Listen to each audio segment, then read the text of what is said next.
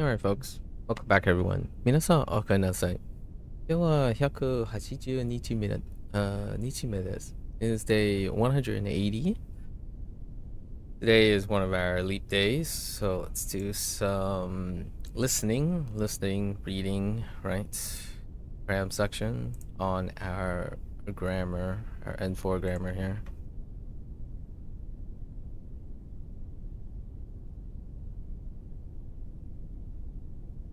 Whoops. Okay.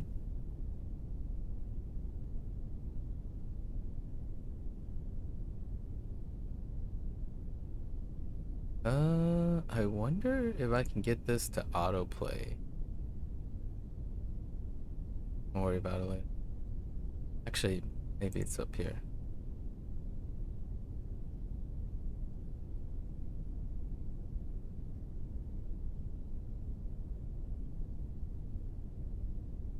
Okay.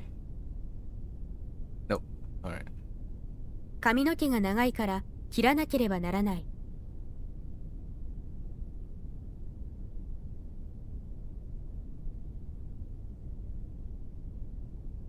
Right, this is the must. Going over the grammar points here.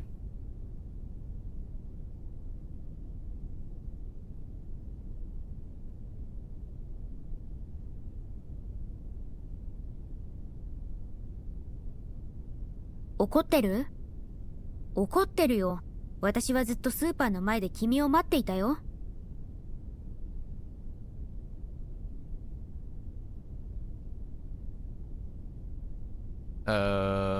Completely? Or continuously? Yeah, the whole time. Like completely throughout the whole time.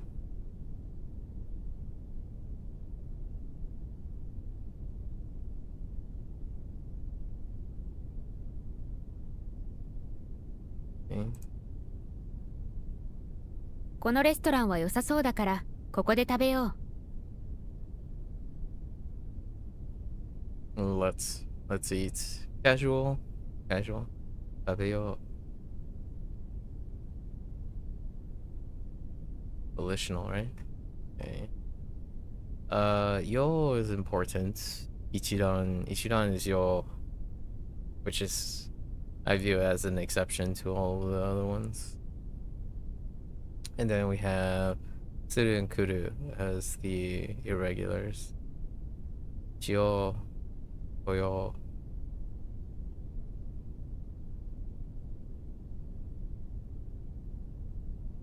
日本語能力試験に合格して嬉しかったです。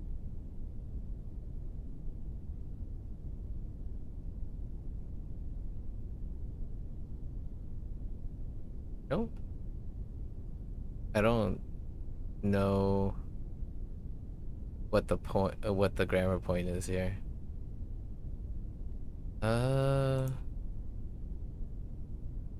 Oh, they want to highlight the tape form using it as a reasoning.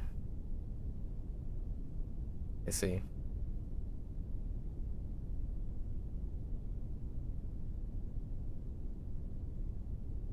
そんなに暇だったら、アルバイト探したらどう？ Suggestion.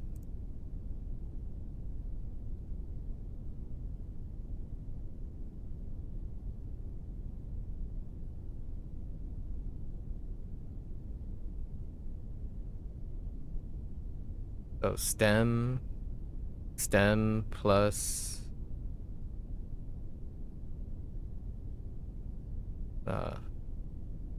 do.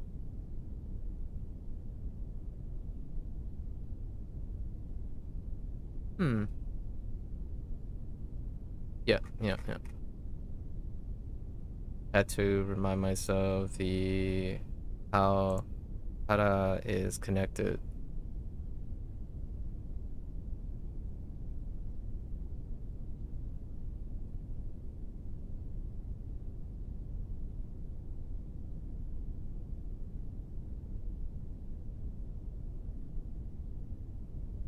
Actually,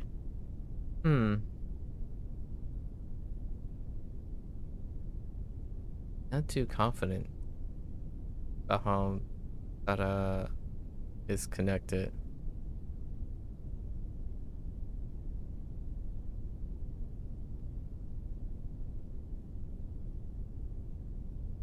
It looks like it's stem, then Tara. Okay.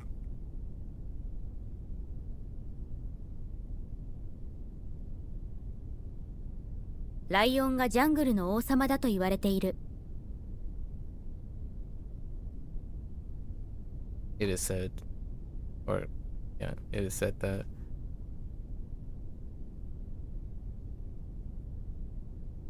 朝ごはんを食べない人も少なくないです。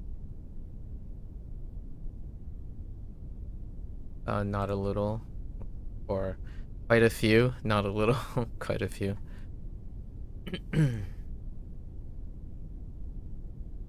それまでやらなくてはいけないの？なくてはいけないの? Like until an extent.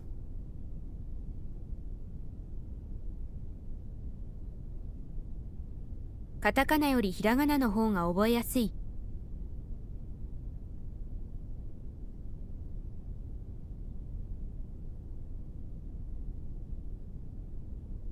Comparison.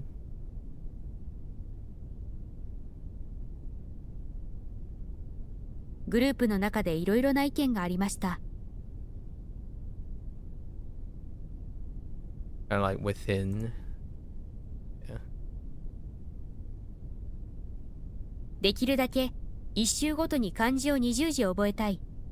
Every, like, each.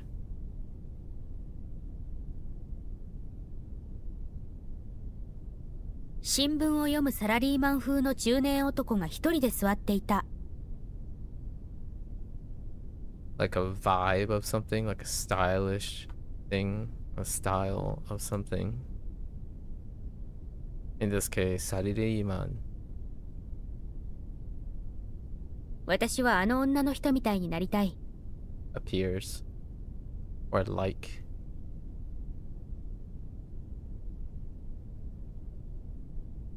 今夜の花火は綺麗だといいな。It is okay. Hope? Hope? Yes, yeah. Fair enough. Or it would be good, right? Interesting.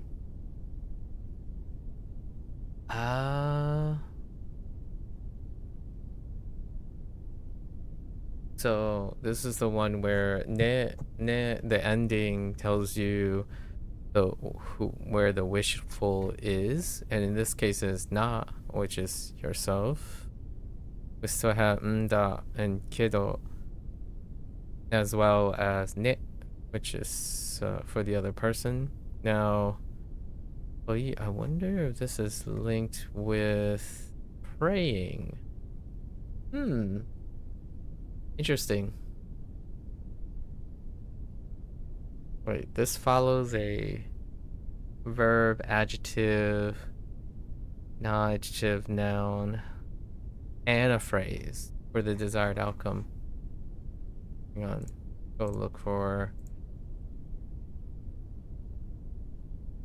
Yoni inoru, which, okay, follows a noun. I mean, follows a verb.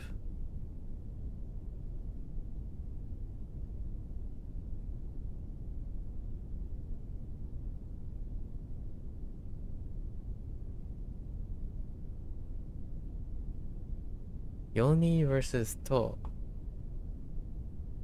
E is, yes, that's technically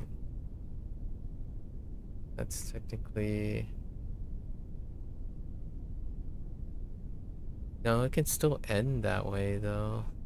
That's interesting.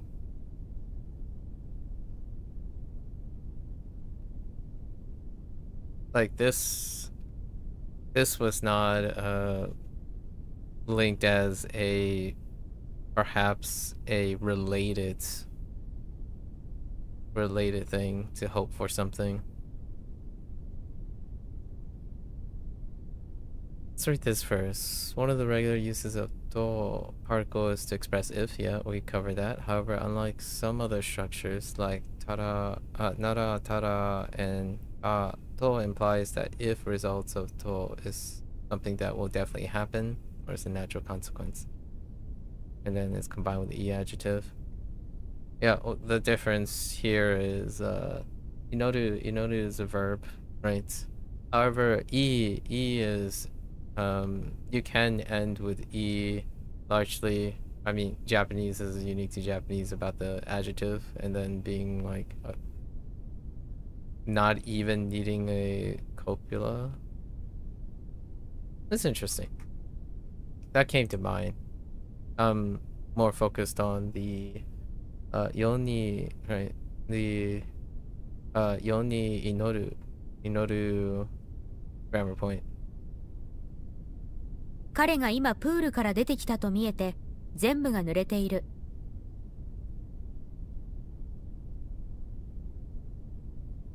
Able to see, right? Or it seems, or actually, to would be inference. It is an inference of being seen, actually also combined with reasoning.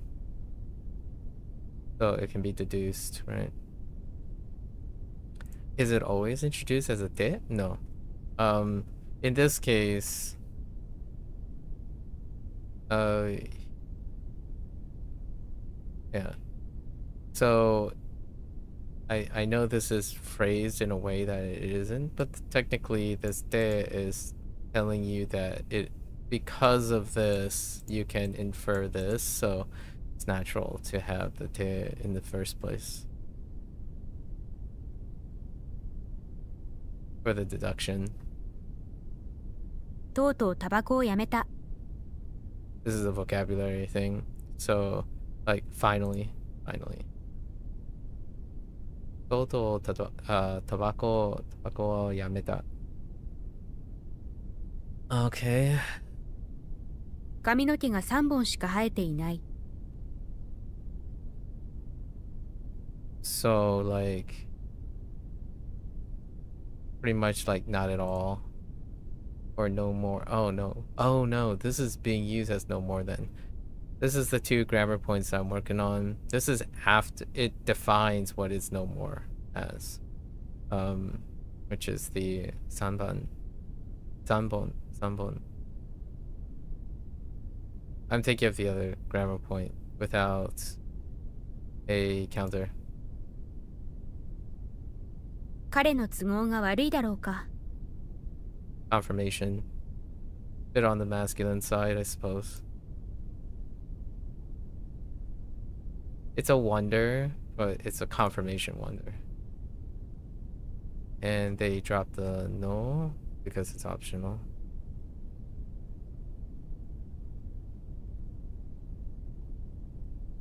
So nano drop to substitute with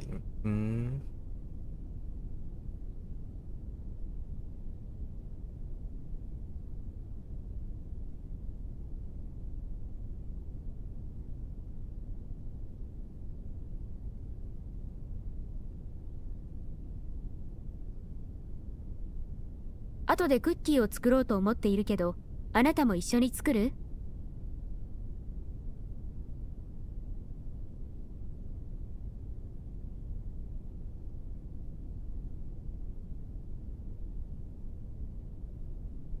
Just considering doing something.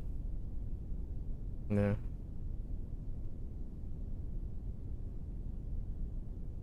Interesting.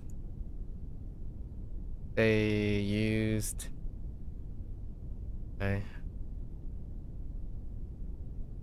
It's considered volition. Oh, you take the volitional. Yeah, the volitional plus the what you're thinking of doing. This is what I was saying yesterday, where technically you could use non-pass, but it really just seems like you default to the present progressive whenever you want to express something. Most of the time it's present progressive. Yeah, I mean, it checks out on its sentence. 彼氏。ちょっと聞きづらいんだけど。彼女。何？ This is difficult to do something in this case, to hear or ask, because it can be hear or ask. In this case, it would be ask, I guess. Yeah. Kind of hard to know. For me, anyway. 今夜明日のお弁当を作っておいてくれますか？ To finish making. Or will you make in advance, right? Oh no, this is... Yeah. So, making something in advance is also finishing it in advance. But oite, I'm thinking of, like the oku. Not... What was the other one? Kawaru? 10時間も運転したけど、あまり疲れていない。Was like an emphasis on the number. As much as... Yeah. What was the other one? Wa?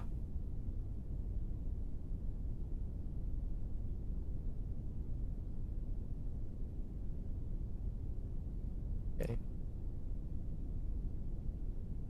サッカーをしている間に電話がかかってきました。One of 3 ways to express. In this case, this one is expressing something that's happening concurrently. 2 things happening concurrently. So in this case, phone call and taka. Taka o shite. Right. Taka o shiteiru. And 脱出した犯人が見つかるはずだ。bound to be.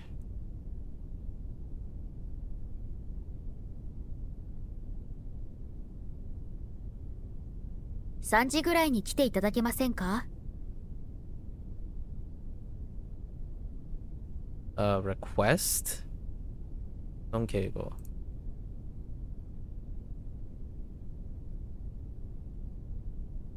Oh no, it's considered enjogo.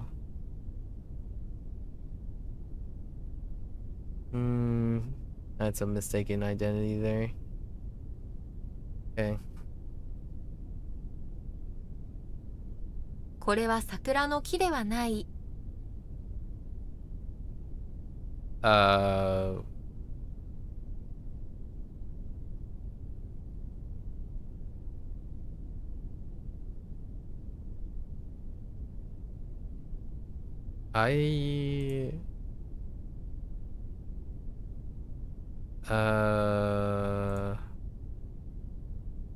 There's no grammar point for this?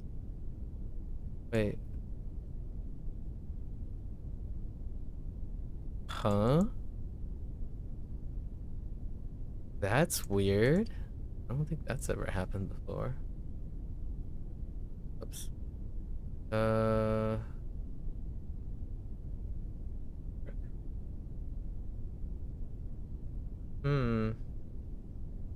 Hang on. It's not this point.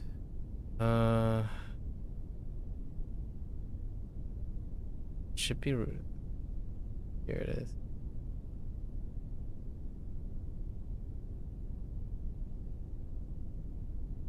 So that's not the one that I'm thinking of.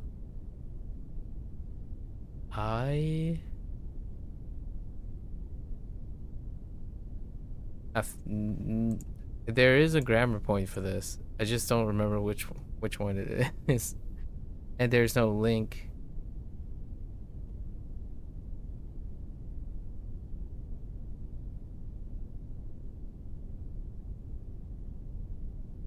I mean, that's fine. It's understandable, but I forgot what... I don't know what that grammar point is. お前って言うな。言い直してください。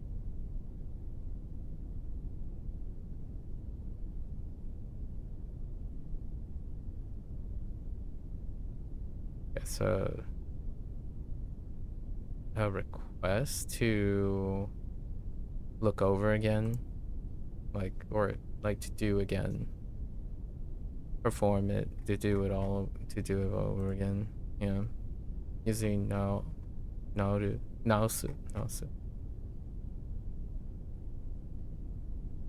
あの人は日本語だけでなく、韓国語、中国語とタイ語も話せる。Nothing but also. Not only, but also.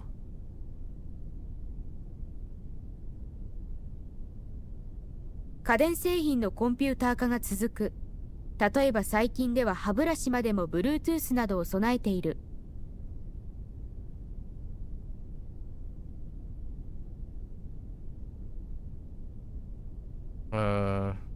I did like to turn something into something. So in this case, computer. Computer.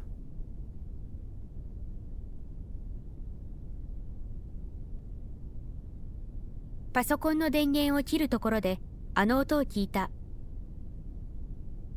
This is the other instance of an instance it is doing, and in this case, oh yeah, the instance it is happening, right? Or just about to happen.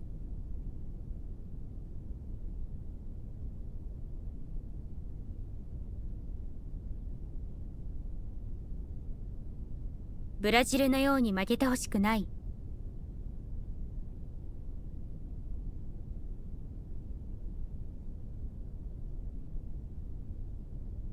Do not want someone to do something in the way of something.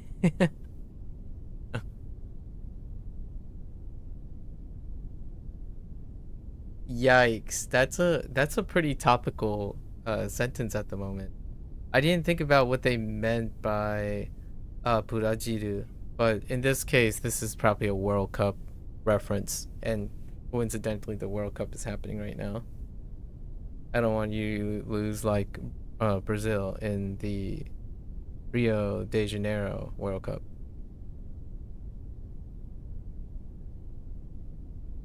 This has a no here for the noun, right? Yeah, and the verb doesn't require anything.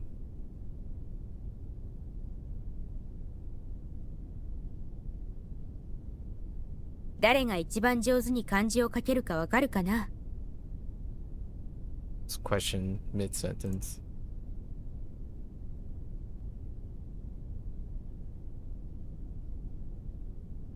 この寒さだけで死ぬよ。Samusa. Converting a noun into, I mean, an adjective into a noun. In this case, cold. So cold becomes coldness. Or you could say, just by this cold, yes, coldness would be excellent.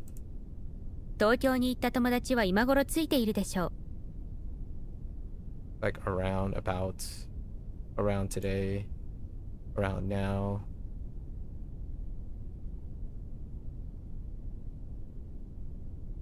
彼が安全に帰れるように祈ろう。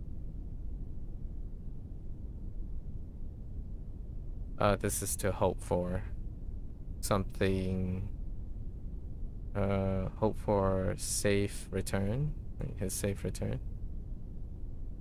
It says hope that he comes home safely, like actually in it, but the sentiment is let's pray for his safe return. That's kind of how I interpret this anzen ni nareru, safe return. Despite it not being technically the phrase safe return in Japanese, I imagine there's maybe another way to say safe return. Put it like a return and modify it with anzen na, maybe something like that. This is what I was referring to compare. It is pray, but it can also be hope,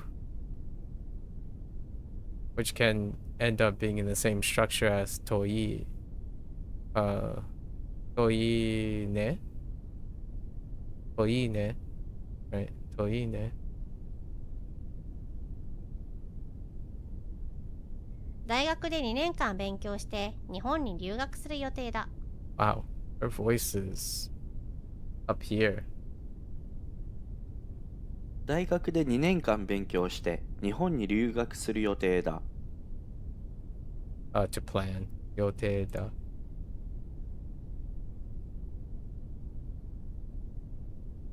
ドアをお示しします。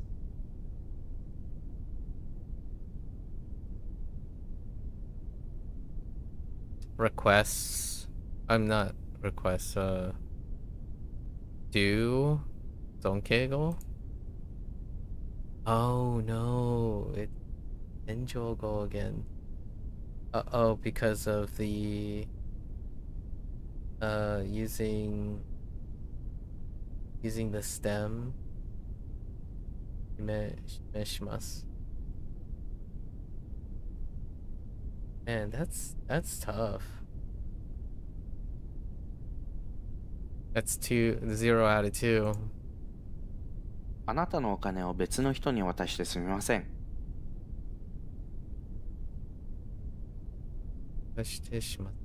Sorry for doing something, right? Or sorry for unable. Or unable to fulfill something in this case. Or I'm sorry for doing something. Basically, in this case, is stupid person. That person's money. 友達は電話で話している。みなみ。何してるの？翼。ちょっと前に宿題を終えたところなんだ。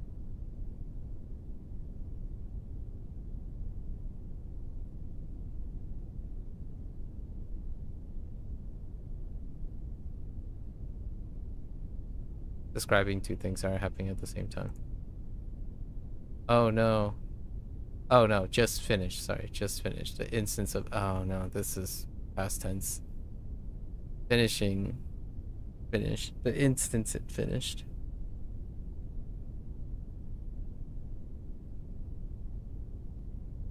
もし君が文法を勉強したら、日本語を喋れるようになるでしょう。Emphasizing the if. Like, if you study grammar, I'm just kidding. Study grammar. 日本語をしべるしゃべる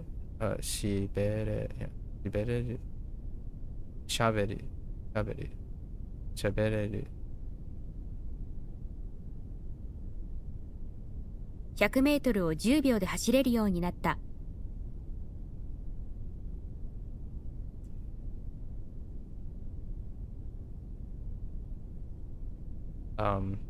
to become like something to reach that point, yeah.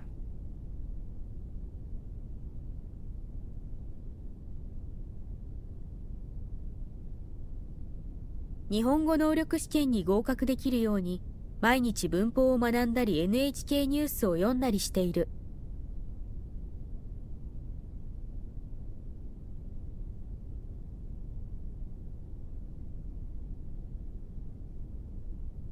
To do like something, yeah, so that you can, well, in this case, have the ability to do something, just to pass.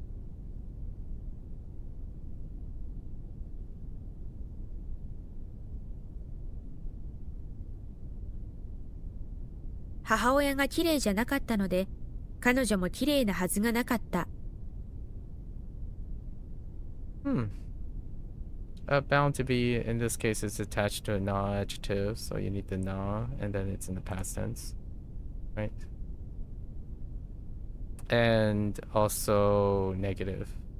This is the past negative. So unlikely. 次の駅で降りるんじゃないか？ Confirmation.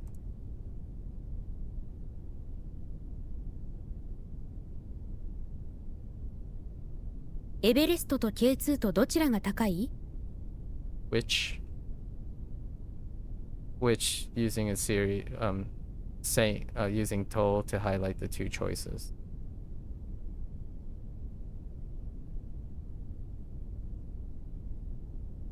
"あの人はお金を持っていないようだが、本当はお金持ち。Seems like.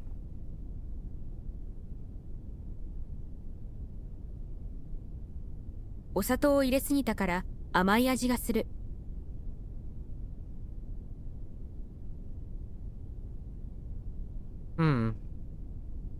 Senses. Suru senses. So it gives off the smell, the sweet smell. Amai aji. Kind of interesting to say smell flavor. 日本語は話しにくいですが、頑張ります。Difficult. In this case, difficult to speak. この湖はほとんど浅いと思う。Pretty much almost. Mostly. Almost.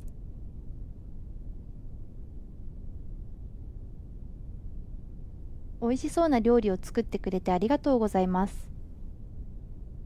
Very thank you for making something with like super polite.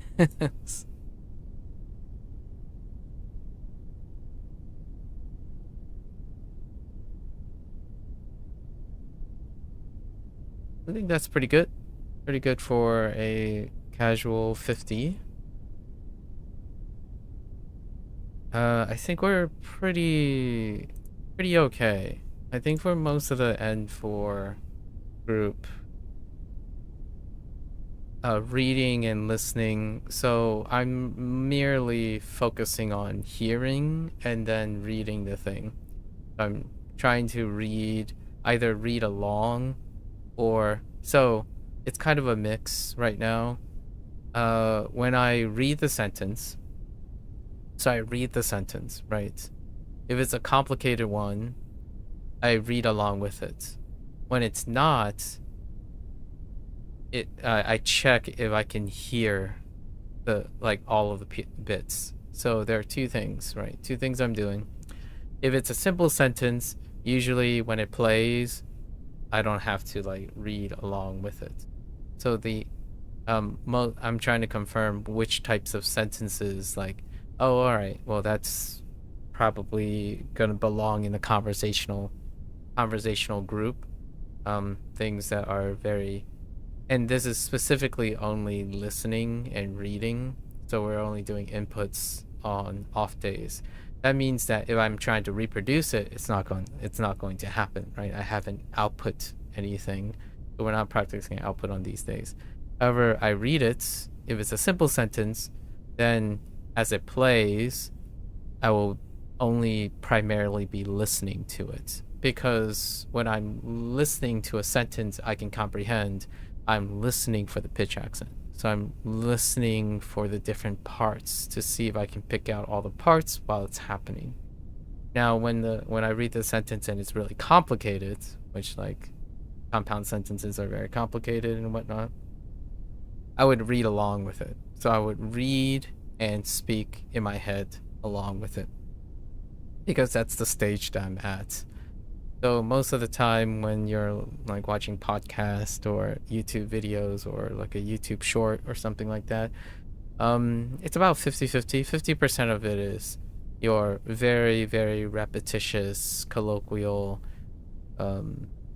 stuff, right? I don't watch specialty, I don't quite watch specialty channels where they're used specifically for the education of something else. So it's non-redundant, right? I typically watch vlogs, lifestyle channels and whatnot, and they are redundant. They're repetitious in nature.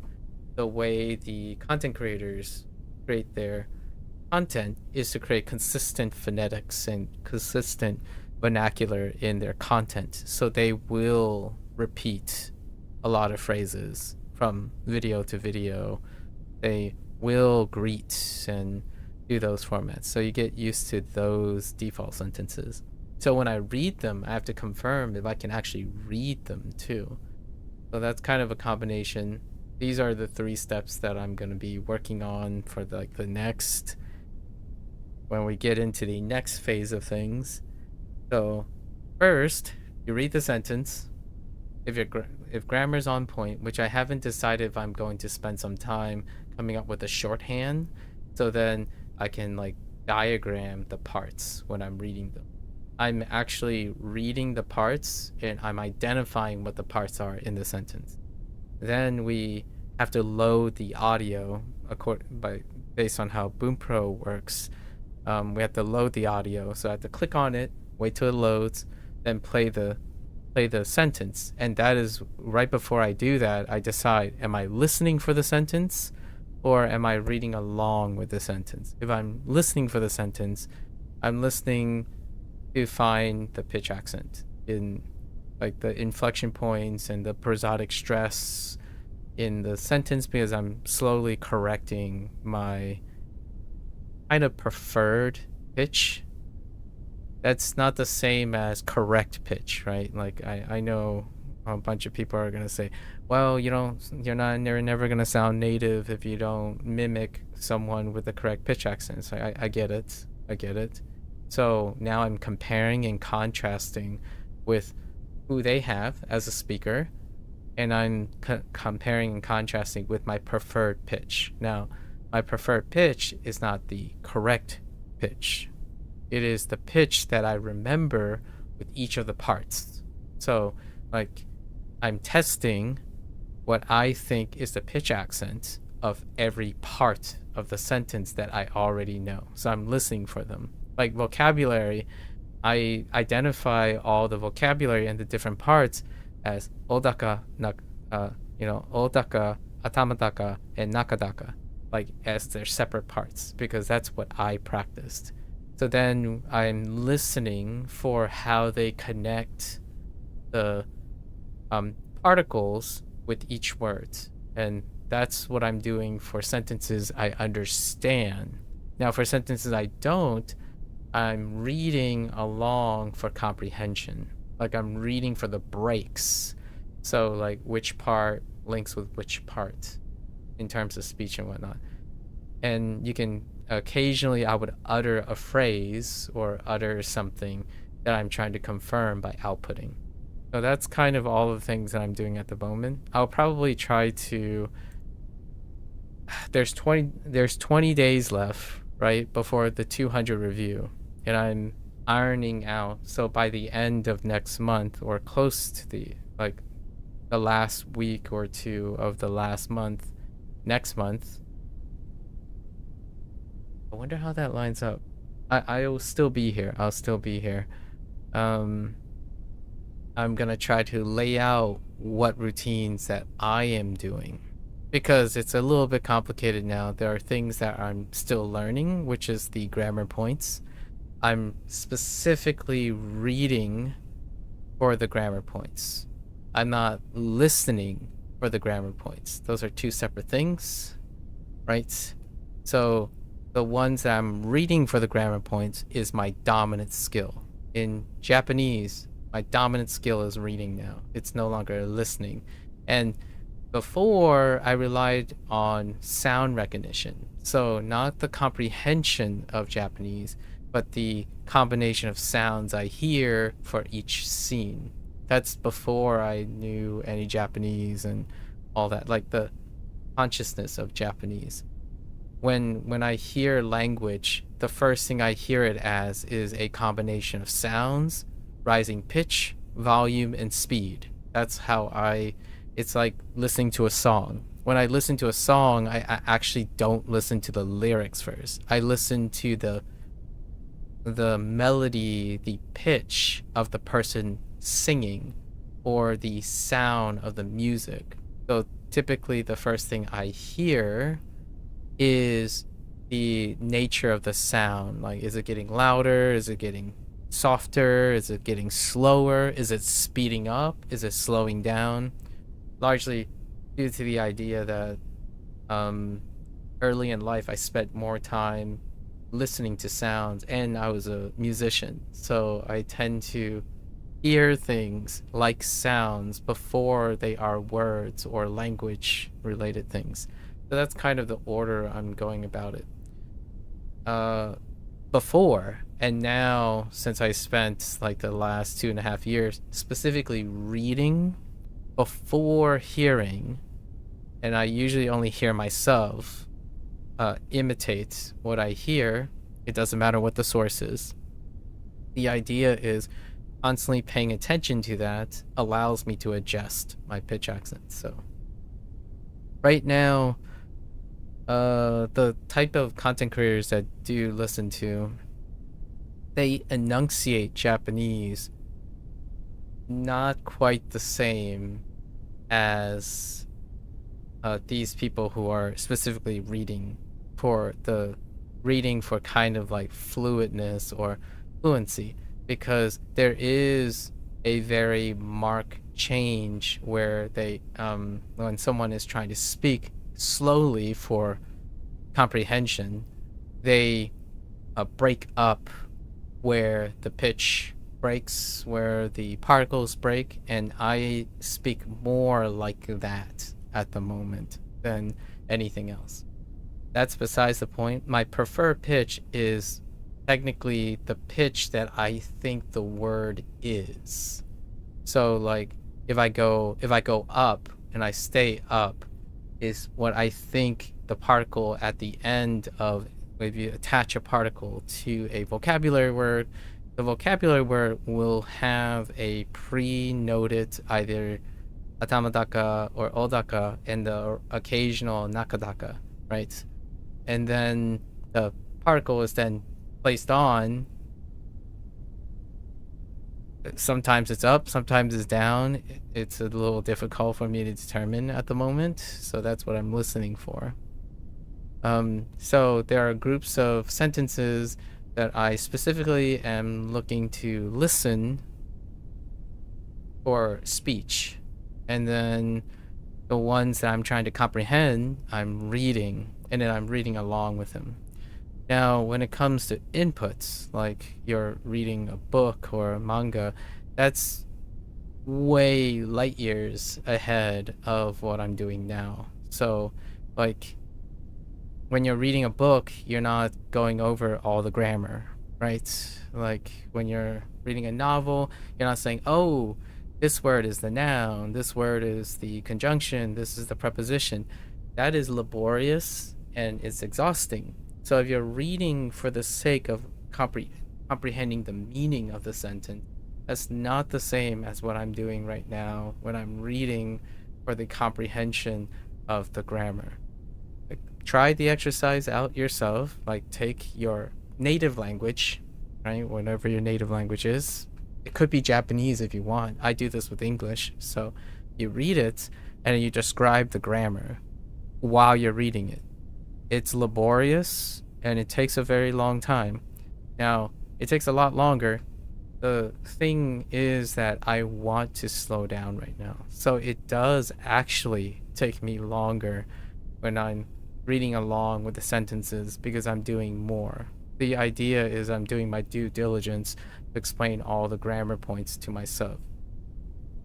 The challenge right now is my original plan, like one of my initial plans, is I figured I could make enough time to diagram or to at least deconstruct visually, like with a pen and paper, right? Like, or a pen and a canvas, and then break down the larger sentence, like the one about Bluetooth, right? Computerizing, and talking about how Bluetooth was added. That we could break that down, use some shorthand. I'll think about how I would go about it to do some shorthand. Other than that, right now, since I'm still in the early stages of breaking down all these grammar points, it's still alien to me, or like it's not quite fast enough. Like I'm not smooth enough on the grammar points since I'm still trying to comprehend a lot of them. And the ones that I'm reading along are the ones that I'm also grouping and organizing. So it takes 3 extra steps. We do we first read for intuition check, right? Read, intuition, read for the meaning, right? If you read, you understand. Of the 50 we did today, I already know what the sentence is trying to say, right? Like, I already know what the sentence trying to say. That's the intuition check. Now, the second path and the intuition check, and then we check for, can I hear it? Can I solely rely on hearing, right? If not, if I'm uncomfortable with the idea, then I would read along with it. Then I would deconstruct the grammar. And then I would organize the grammar point. So like, once I deconstruct the grammar, all the different parts, I look at the target grammar point and I ask myself, do I know anything else related to that grammar point? So then I go down and look at the extended thing, see if the related point is there. If not, then I go and think about what I was thinking about. Like, what grammar point was related that they don't think it's related, and see where my connections are not quite that strong, or I could explain the connection.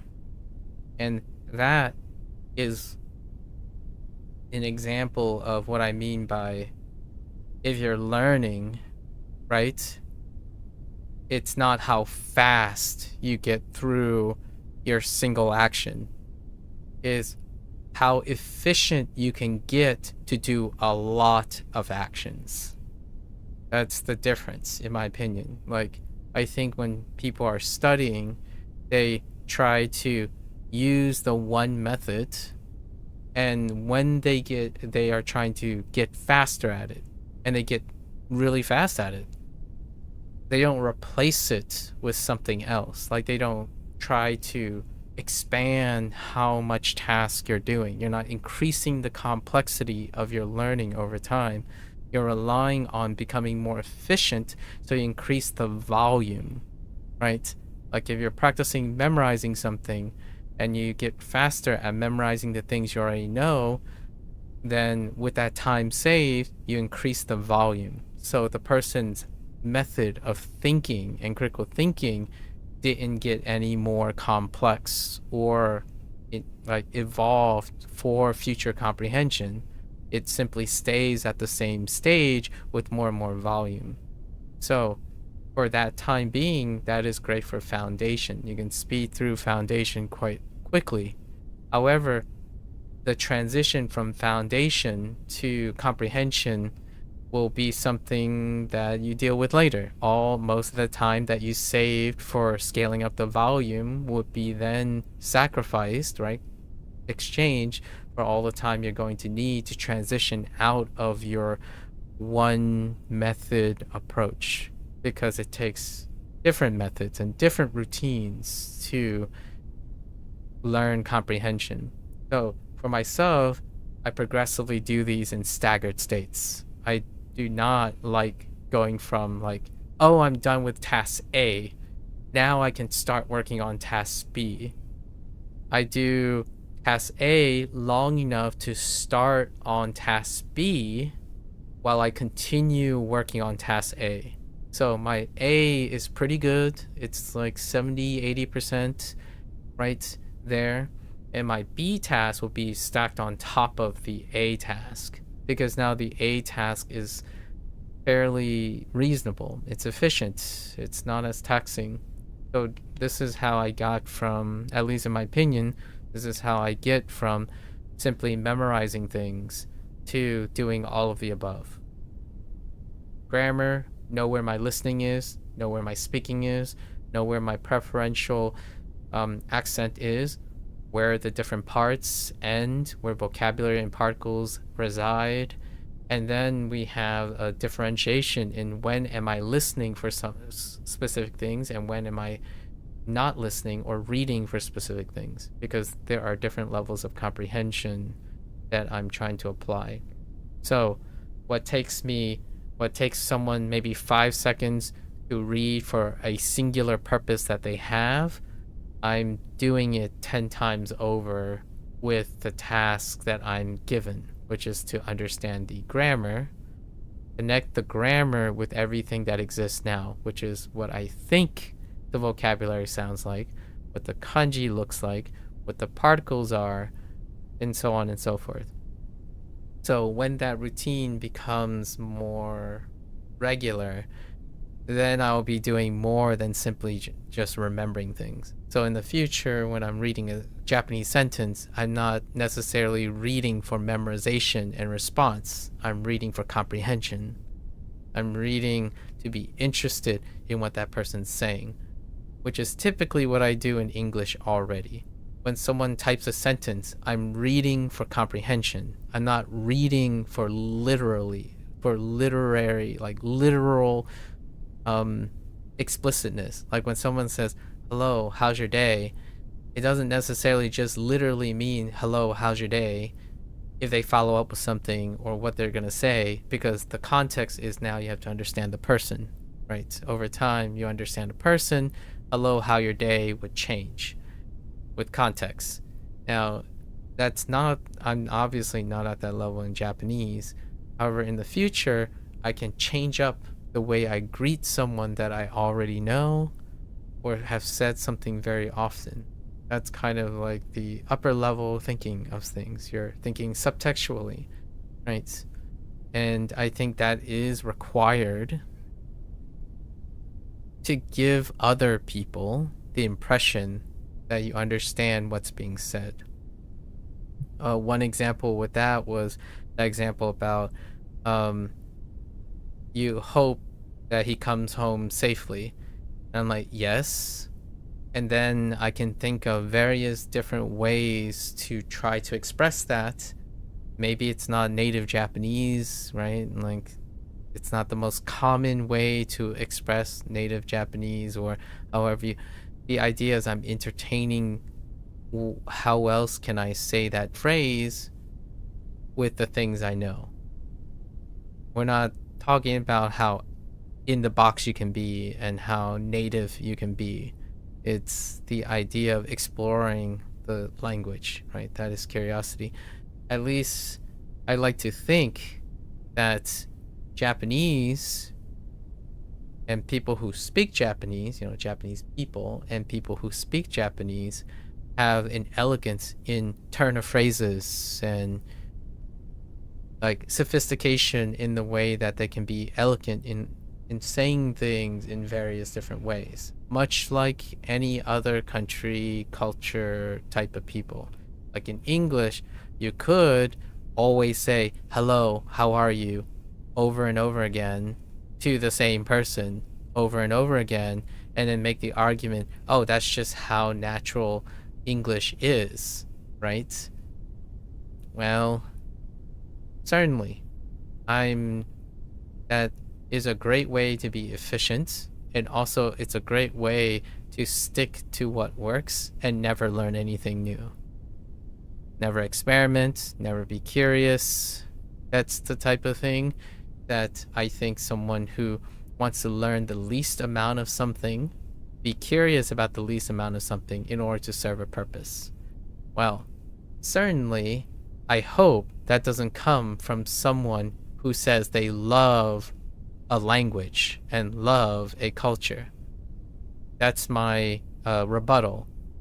I like, and I don't even love, I like the things I enjoy doing. So I like to explore as much of it as possible. So it's not seen as an efficiency task. Like you're not trying to minimize the amount of details and the amount of time that you're spending with something you like to do. You're exploring, digging deep, encouraging yourself to do all the work, right? Quote unquote. It's still work. I have to keep, I also have to emphasize this. I don't think, so here's the thing, right?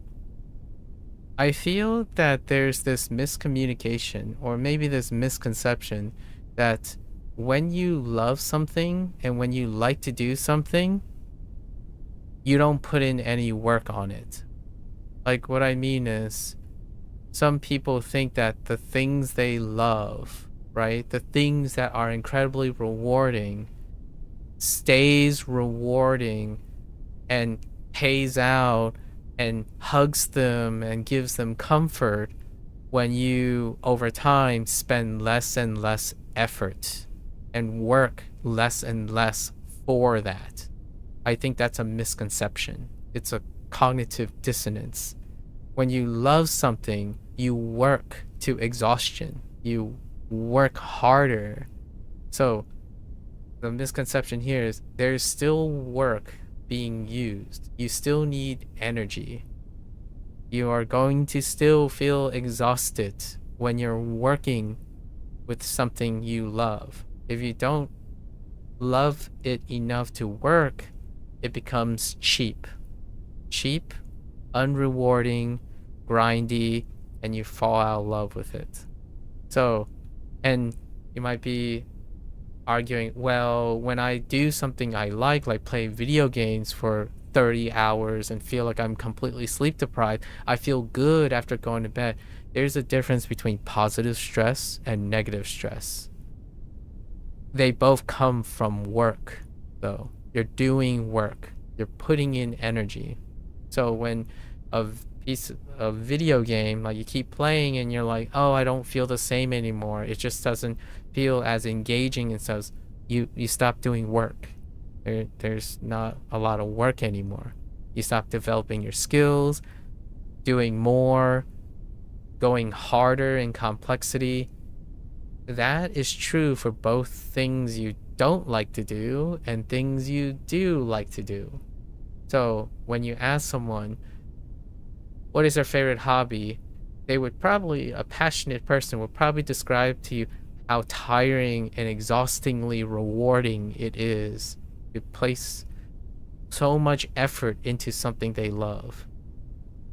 It doesn't come out of effortlessness, in my opinion. I think that's a big misconception.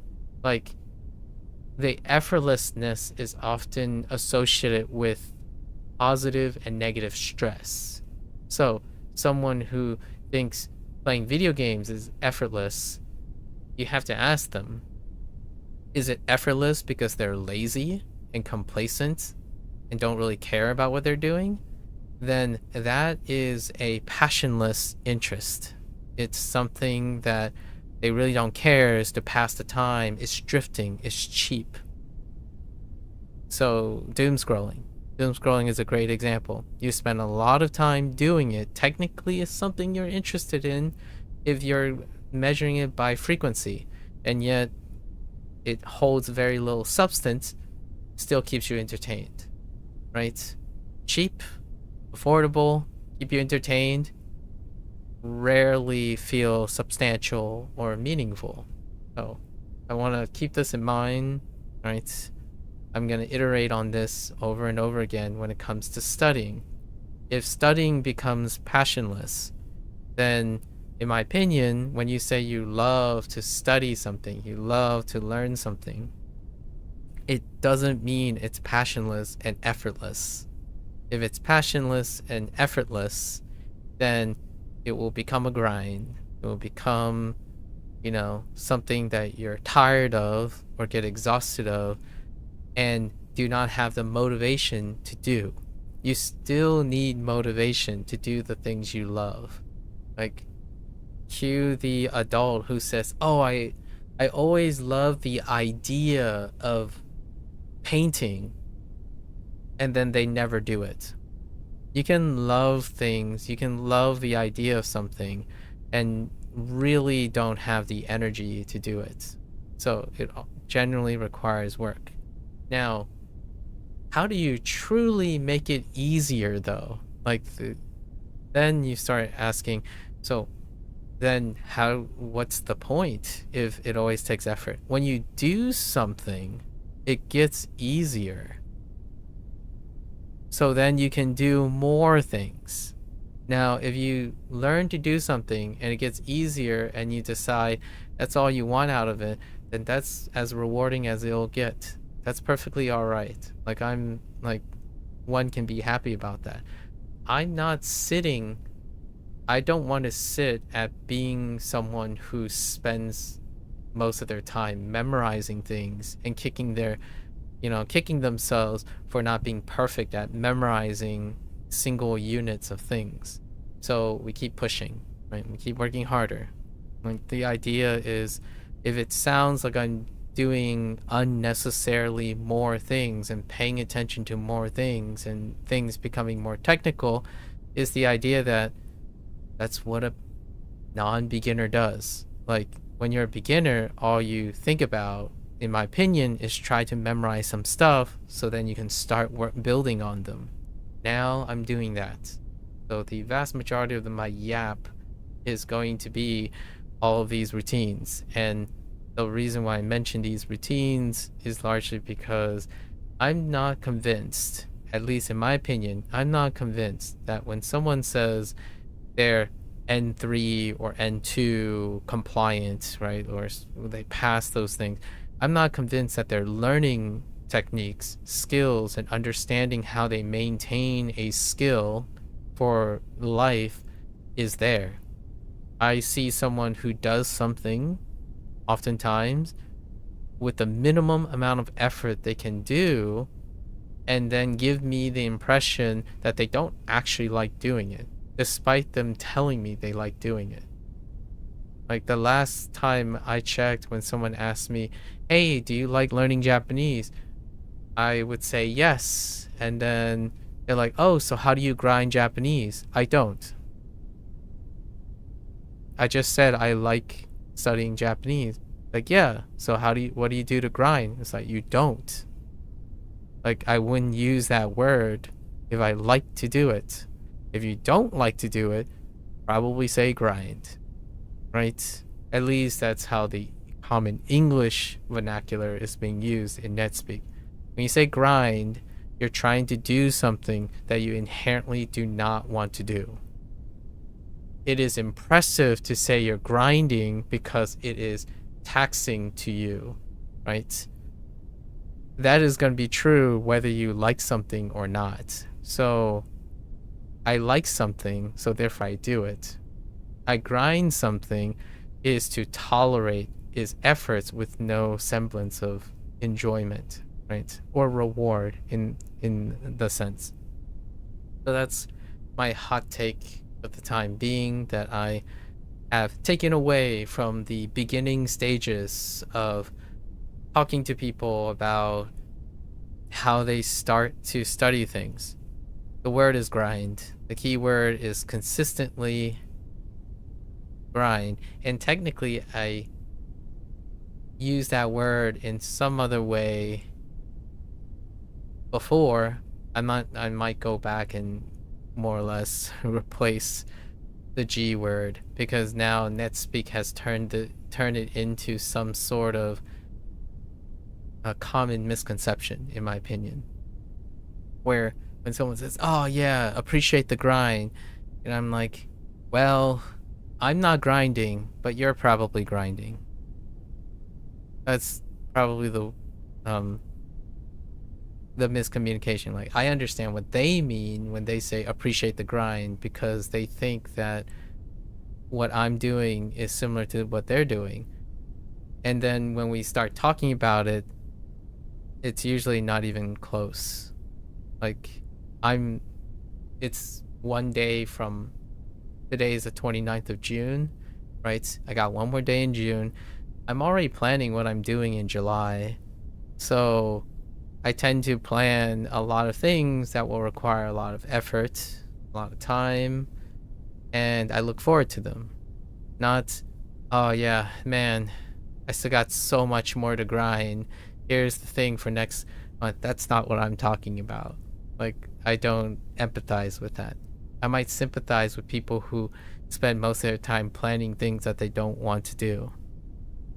Or not even that, they, even more so, they don't want to do, and they think they have to do it because there's no better way they can do it, right?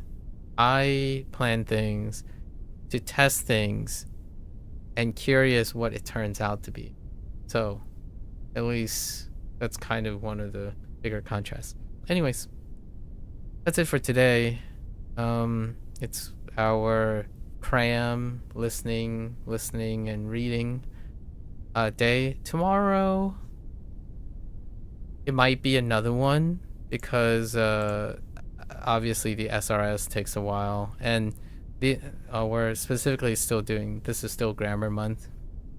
So the SRS, some people will say, well, you could just wait until the SRS comes back around, because if the SRS comes back around, that's the longest period, right? The longest period in which you have to come back to it. Like, well, while I wait, I can do so much more than that. That's also one of the other hot takes that I have a problem with. When someone sets out to do the minimum amount of effort, they put a glass ceiling on it as though they can give themselves a pat on the back because they've accomplished the volume they set out to do. For myself, you set a volume, and if you can do more, you do more. Because I actually like doing the things I like to do. So rarely is it like you sit here and I would say, oh, I don't have any reviews today. Good, I'll go play video games. It's like, well, yes, I could do that. Or I could study more. I could practice more. I could do something more that isn't just the minimum amount of effort. Because this minimum amount of effort is not the same as optimizing for a single task. So if you're optimizing for a single task, you've achieved it. Go and do whatever it is that you wanted to do instead of studying, right? Instead of learning Japanese or practice Japanese, right? You might not like Japanese that much more than hitting Fortnite or, I don't know, Duolingo or hopping on Roblox, right? Or doom scrolling for an hour or two. That is your prerogative. Those are your choices that you make. And for myself, when I decide to normalize my volume, like say I would spend an hour, which we've crossed the hour mark. Usually when I get better at doing something that used to take an hour and now it takes 10 minutes, I would fill in the other 50 minutes with more complex tasks related to the efficiency I've gained, so that I'm consistently working as hard as I've ever worked. That was going back to that first point. If you continue to get lazier and lazier and become more complacent over time, then you do less and less work and you become less and less tolerant of work. That's the human condition, normalizing effort. My effort at the beginning is like very, very high. It's usually at 100%. It's set at 100%. So as the day goes, my energy goes. So then I try to continuously work at the hardest pace I can without overexhausting myself, right? Without succumbing to burnout, which is on a daily basis and then on a weekly basis. So how hard someone else works, they think, you know, when we're comparing two different people, my level of normal operation is potentially and very statistically likely higher than someone who keeps thinking that when they start something, it should get progressively easier, as in they should spend less and less total effort on the skill that they're doing. That to me means that they are working the same amount since they were a beginner. Like you didn't work harder to get to intermediate and to get to advanced. You're working the same amount you started with. The efficiency you gain, you did not reinvest into upping your game. So do not be surprised that when you go to do something harder, it becomes incredibly harder, because now you have no longer established any other habits of learning, right? Like when someone says, oh yeah, I'm going to input only this way, I'm like, well, you could input only hundreds of ways. You could even output hundreds of ways while you're inputting. So you decided like the most efficient way is how you go about it, and then later down the road you're like, well, I have trouble speaking and I have social anxiety even though I understand so much of the target language. It's like, yeah, you didn't work on any of those skills at all, right? And in my opinion, the longer you limit yourself, the longer you continue to do a singular routine, it doesn't teach you how to bridge routines or bridge habits. Habit formation is a skill in itself. How do you correct a bad habit? Well, I can tell you there are plenty of case studies for people who fear bad habits. They probably have very few habits that are good, or because they focus on those. So whenever someone worries like, oh, but what if I learn this thing and it gets conditioned for 10 days? It's like, well, you change it. Or at least I say that trivially, right? And then someone will say, well, it's hard to break habits. It's like, well, how many habits do you have? 2? Do you get new habits? Do you train new habits on a daily basis or on a weekly, monthly basis? Do you train new skills? Because you have to do that over and over again in some way. You have to shape habits again over and over again. You have to correct your understanding, update your understanding progressively. Or you spent a lifetime sticking to one narrative and then curating that narrative the whole time. That means that all the other skills that are involved will be very difficult. That is not a bad or good thing. It's a trade-off. If you don't build new skills, then of course, when you ever develop new skills, it's going to be tough, right? Still requires effort. All of these, everything I've said requires effort. I think one of the biggest misconceptions is that the difficulty of a skill is somewhat related to its increased complexity, but it's more so how much you're doing at the same time. Like each individual task may not necessarily increase its complexity. Like, oh, now you can listen and speak at the same time, or you can hear and speak. At any one of those tasks could be done separately. It is the combination of how much effort you place in all of the tasks, right? So you can be excellent at reading because you only done reading. It works in the other way when people argue, hey, you're never going to learn how to speak when you're using something that never encourages you to speak. Like, well, no kidding. It works the other way. You think efficiency and in memorization recognition is all you need to learn vocabulary. Well, then you will become very efficient at reading and memorizing and recognizing vocabulary. Nothing else. Rarely anything else. It is through the interaction of different skills that create emergence. So, like, if you finite and compartmentalize your skill, yes, there is a chance it can somehow transform into another one without interaction with another discipline. Perhaps. Hopefully that happens to you and not become a point of frustration. I think that's probably the take home today. Let's do one vocabulary just as a ceremonial vocabulary. Dentist. Oh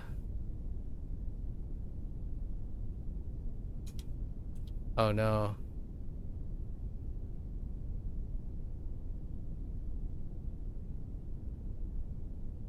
I thought it was Haka.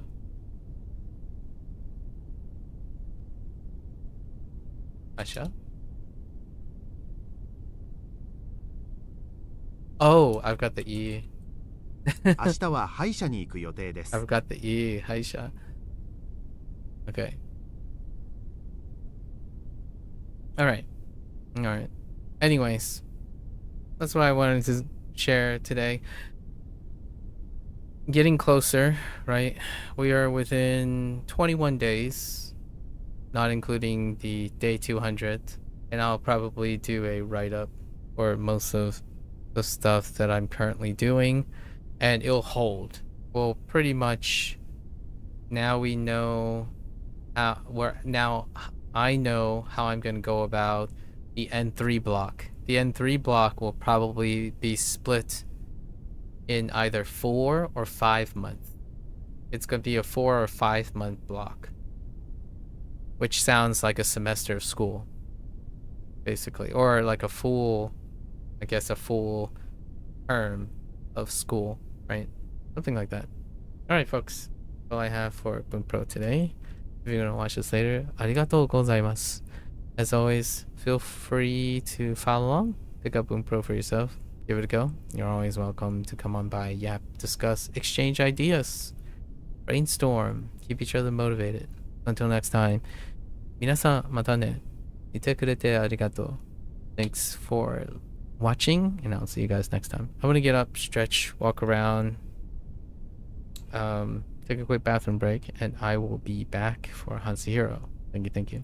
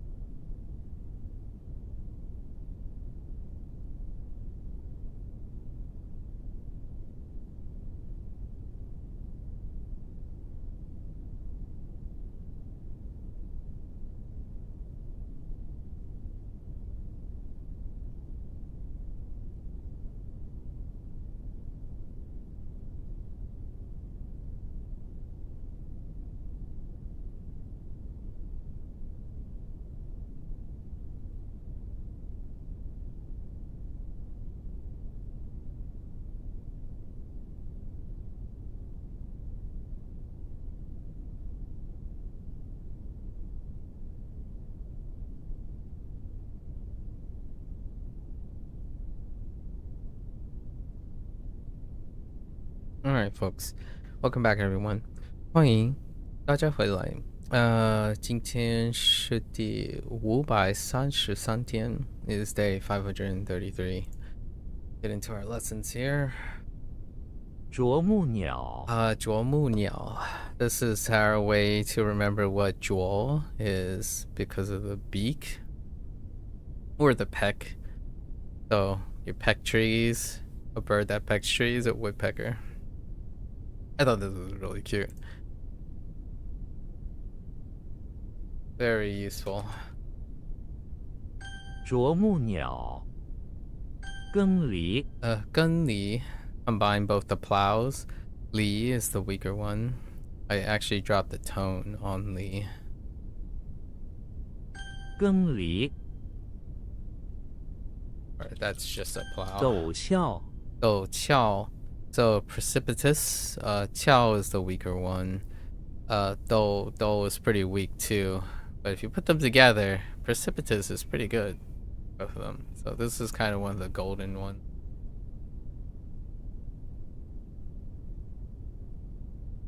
陡峭了解了解. Liao was the drop. And Liao is for comprehend. Yeah, is another form of comprehension. It says untie, but it's more like to solve, to unravel. So you put them together, probably will be pretty strong. Did not have a read problem with Liao. 了解丝缕 Silu. Li was the weak one. Li is actually a pivot from Lo. Lo is stronger for the Empress on the right. But Li, in order to remind me of what Li is, which is thread, I was looking for some sort of silk next to it. Actually kind of was holding out for Bo, but instead we got Si. Si is pretty good too. Si Li.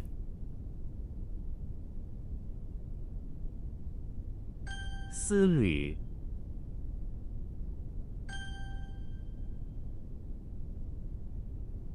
丝缕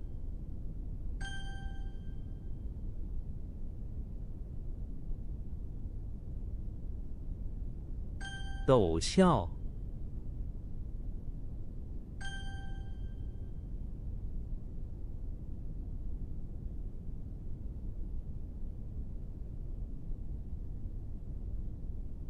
Oops. 啄木鸟了解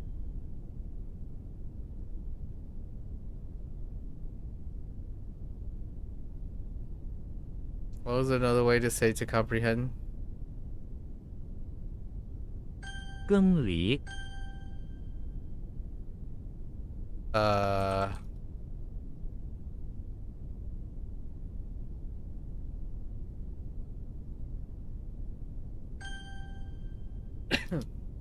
Okay. That's pedantic. 密域 Ni Yu. Now, Ni Yu.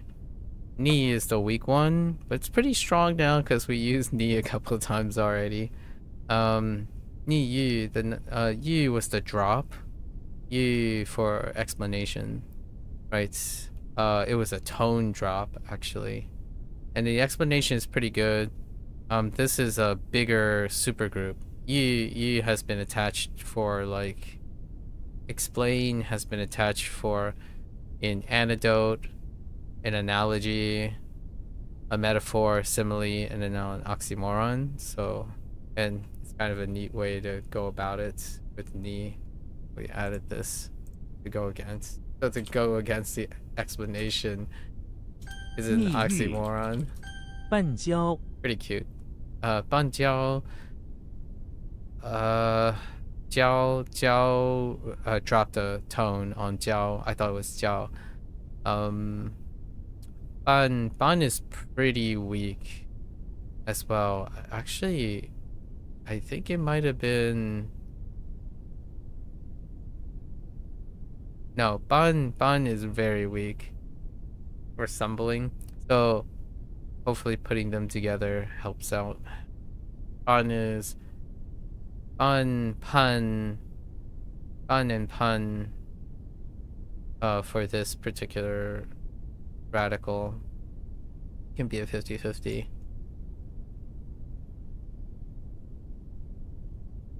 半交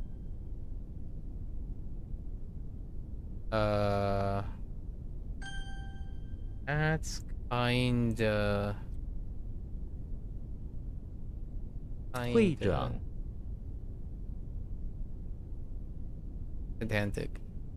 会长 Hui is the weaker one, but Jiang is kinda weak too, despite it being the only one that has this combination, or like near this combination. Jiang is the principal character on the bottom, is a Jiang. And then Hui is special. Hui is special. So when you're like collecting, right, if you're collecting and then into a whole, you're collecting and organizing into something. Archive, summary. 会长正哲 Zhe. Zhe was the weak one. I lost the read. The fear is okay. Zhen is shake or quake. So to awe is interesting, or to be like intimidated, because you're shaking in fear. So it's interesting. Awe has changed over the years and often is a bit more positive. I'm not sure if it was ever negative, but like the whole idea of awesome, right? Awesome has a form of awe, has a form of intimidation originally. There is this kind of funny period joke in the show that I've been watching, Supernatural, when they travel back in time, and one of the main characters, Dean, constantly says awesome, and then when they were back in the past, they're like, what do you mean by awesome? Like what's so awe-striking, right? And awesome is more like a positive thing, like, oh, cool. However, when you're in awe, it can be intimidating, like overwhelming or something like that. So it's interesting how that has changed now. This one, I think intimidate is it's a bit better for this. So I'll remember it as intimidate, probably. Zheng is kind of weak. 正哲 Zhenzhe. So Zheng, I immediately try to say Shen because of Xin.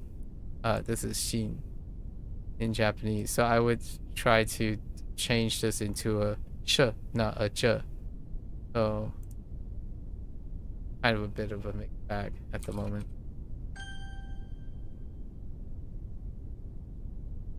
正哲 And we'll try to remember to awe.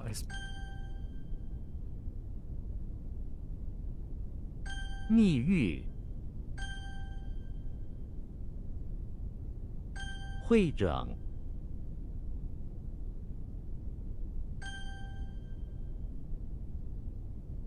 半交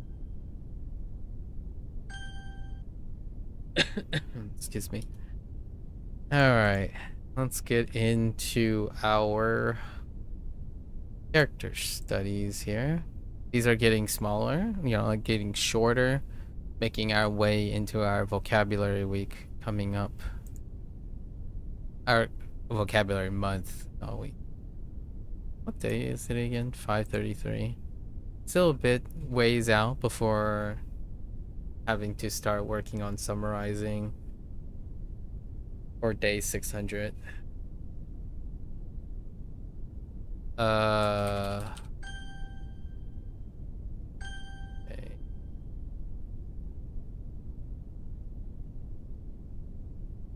They didn't use correct for this. What did they use?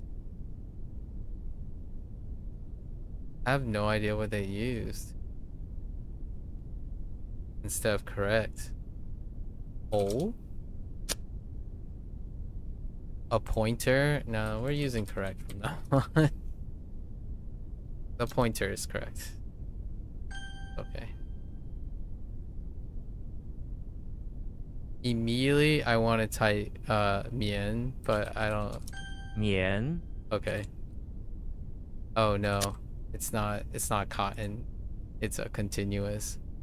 So it does look like mian. Now cotton is kind of close. Cotton is kind of close. So mian. It's part of the group. Where's mian? Wait, why am I thinking of cotton again? Okay, so there's silk in here. Maybe it's not that close. Oh no, yeah it is. Here it is, mian. So the right hand mian is fairly strong, so continuous. I gotta remember that it's the tree, not the silk. Continuous is the continuous silk. And bo is in these two, hence the silk relation as well. Then there's jing. Jing is when you rotate to metal for the brocade. And I believe that might be it for the bo group. It's interesting that mian does not have a vocabulary. What type of character would go with mian? Continuously. Maybe like go. Mian yang. Excuse me? Oh, mian lian. Mian lian. Mian lian is pretty good for continuous. Lian being chain or like successive. I think we can go with this. Mian mi, interesting. All right, I'm starting to feel like there's a secondary.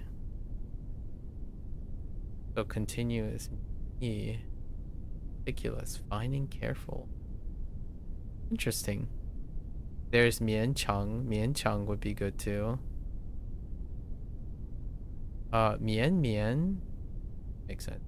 No silence. Like mian mian. Mian yang. Okay, we're gonna go with this. I like mian mian. That's solid. All right. Heck. Oh no. This is the no sign in the beginning, so fo. For negating, not on fo. Yep, okay. Wrong location. Wrong location.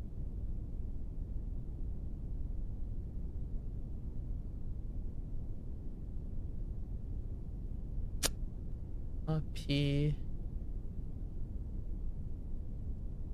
Mole rat and mouth. So P. Oh. Oh, it's not an utterance. What do we have for beer? Oh. Wrong tone. That can be a 50-50 between P and P.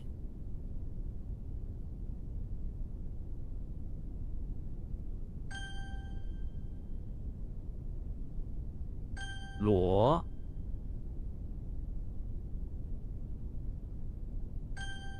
Okay.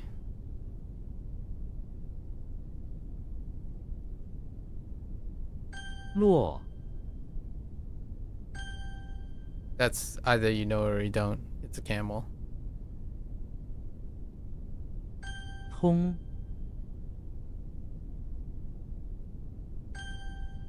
Or communicate. Yeah, that's fair. Oh, blog. So this is one of the last kanji that we have. Oh, what was it? Go for torture.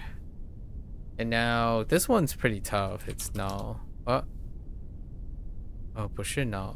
考 not no.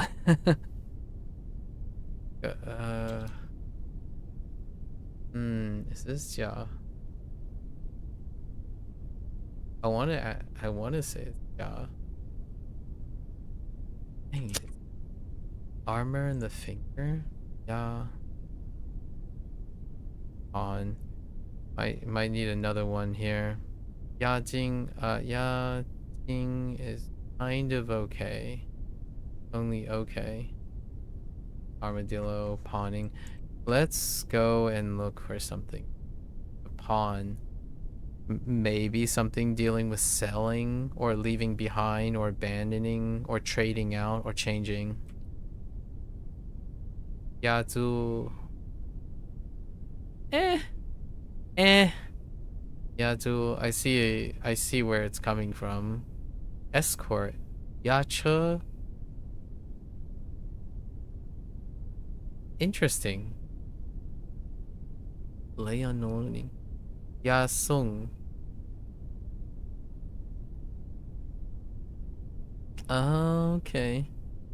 Yeah, a lot of it deals with like leaving behind or like leaving something. So like chu is related to rent or fee or something. So you're leaving a rent, so rent deposit. And then ya che, you're escorting, like you're transporting someone and then like taking that thing and leaving it there, so to speak. And then ya song, right? You're also then you're sending someone off under escort. It's interesting. Ya ti, to focus on the topics. Oh, okay, all right. Where the T is coming from. Ya ho, adjourn, differ. All right, how about we go with, I like this. We'll double down on the deposit thing. Naju. Okay. Oh goodness. What was the beard with the bamboo? Which beard has the bamboo?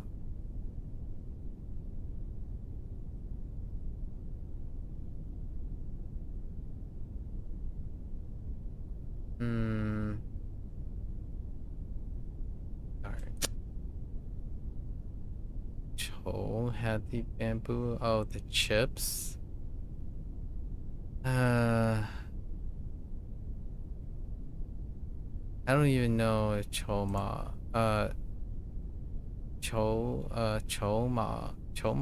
is not great. Raise, that's kind of okay.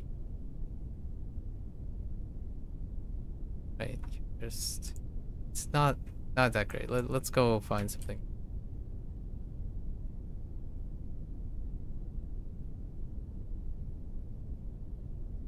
Plan out. True. Oh yeah. More planning. Oh Qian.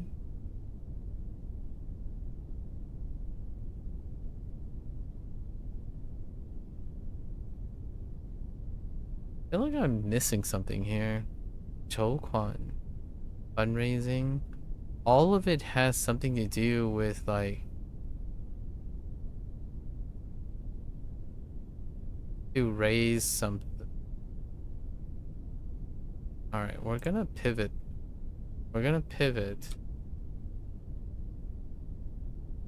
Raise, prepare, plan, and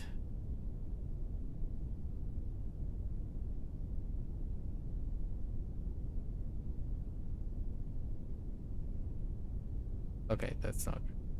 We're gonna do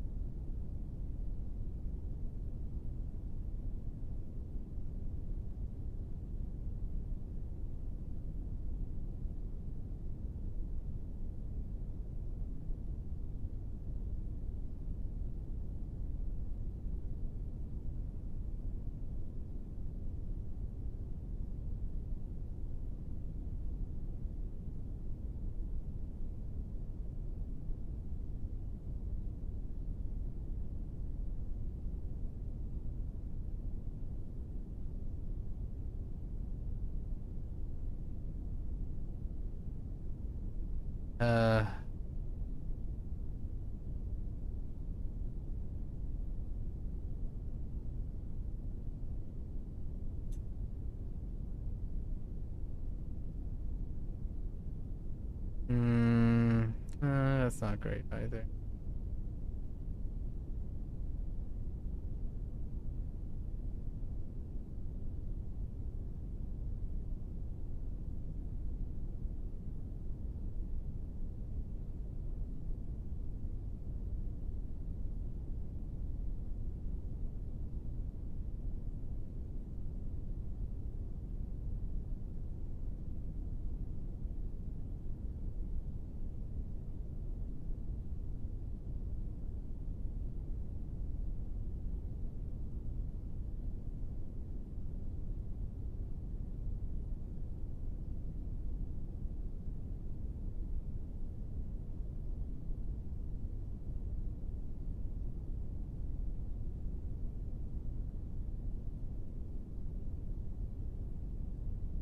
Okay. All right. Yeah.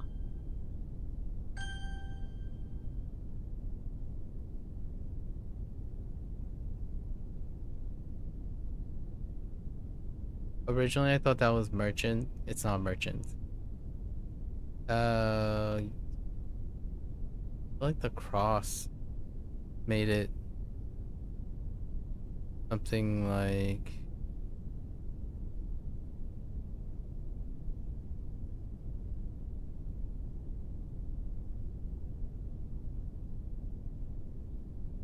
double. I have two, or in between two.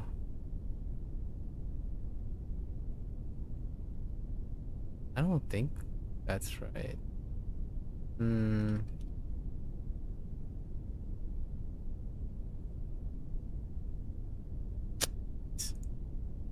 It is none. Dang it, it is none.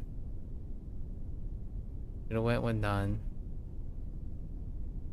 Mumble. Do. What about do? Do none. Nanzi. Oh no. That's not. None. No, that doesn't help.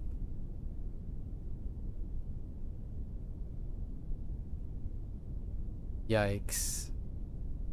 I guess it's just muttering after all. Muttering it is. P.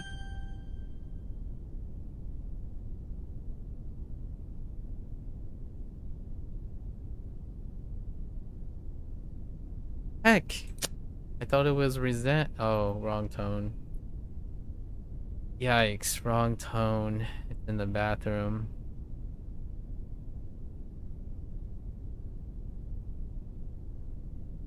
Wrong tone.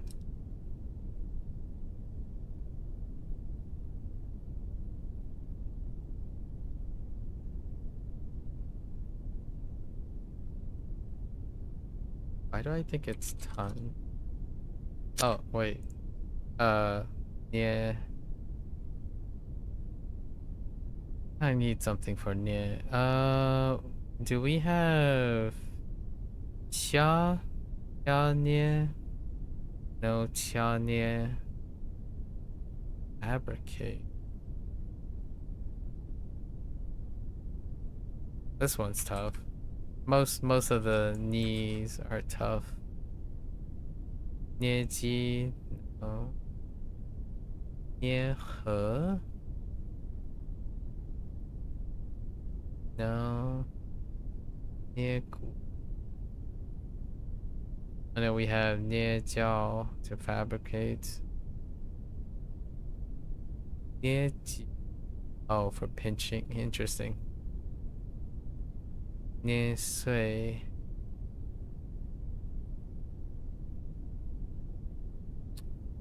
I see. Chiropractic.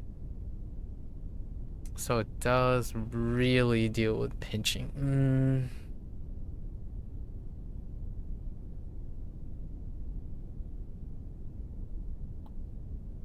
Okay. Nothing I could see that's really great. What about...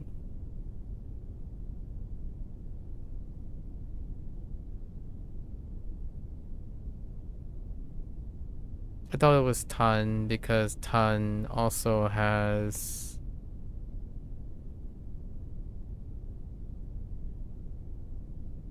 where is it?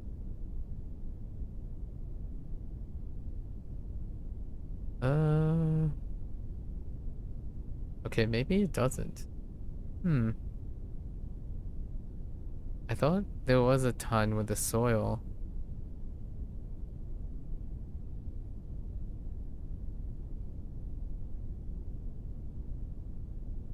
Alright. I don't see a sun and a soil.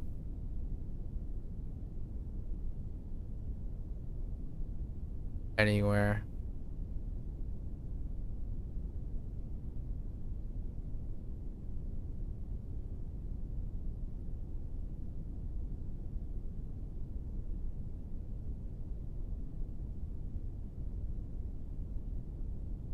We're gonna stick with this.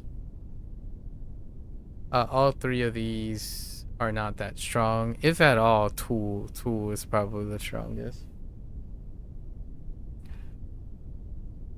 I think this one's gonna be a pass for now.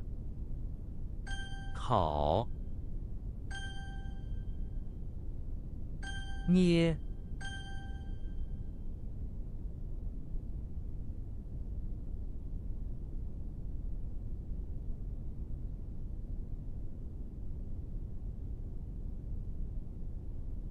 Darn it! I was torn. Pool versus dang it. Lao Pool.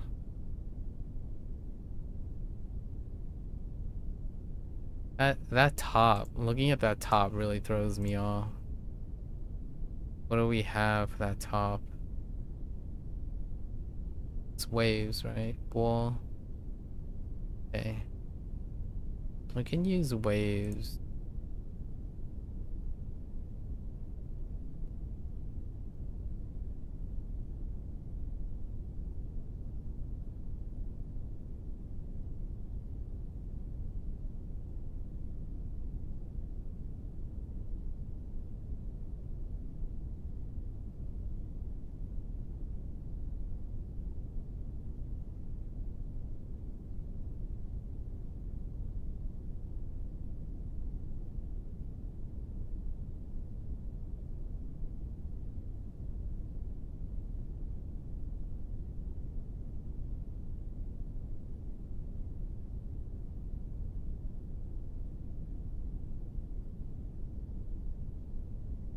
Okay.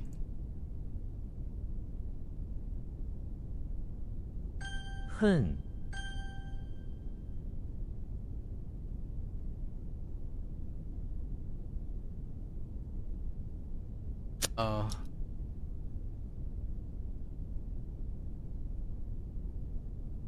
Yo, what?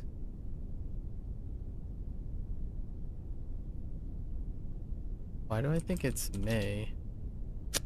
It's not. Oh, no, not May. Me. Oh, oh no. Oh no. I mean, that's good. Toshang is good too. That's unfortunate.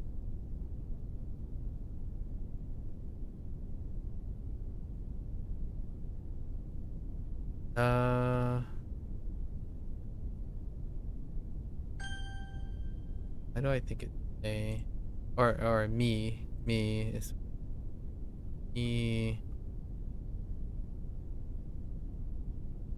Sure, me also has cleats and.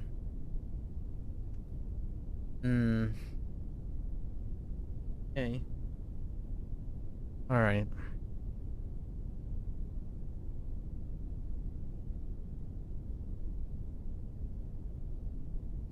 Poor.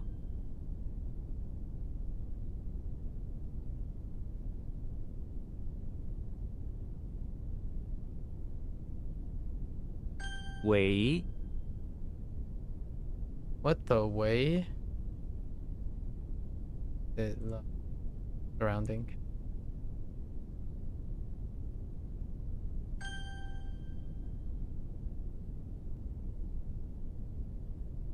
Fu.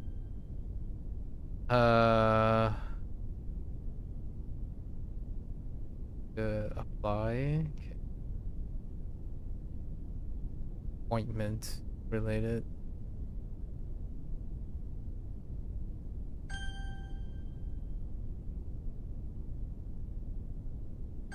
否.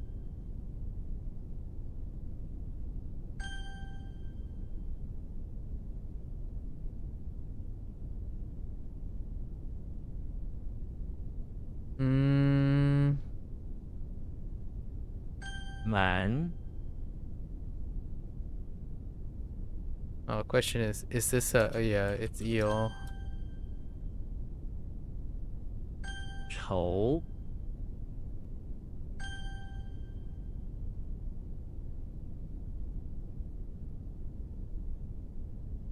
Not 只 G. We do have one. For G. Not these. I feel like I added something else too. That one questionable. It's gotta be Yi, right? Oh, yeah. 玉.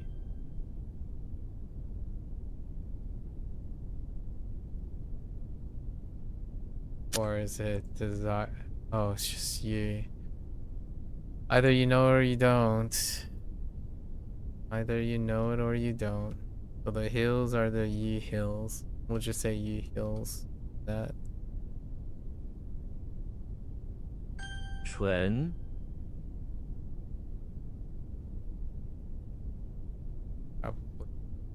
Honesty. I think honesty could come up multiple times.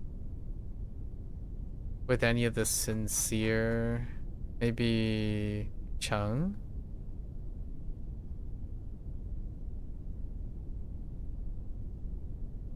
Chunhua. Chunpu? Wait.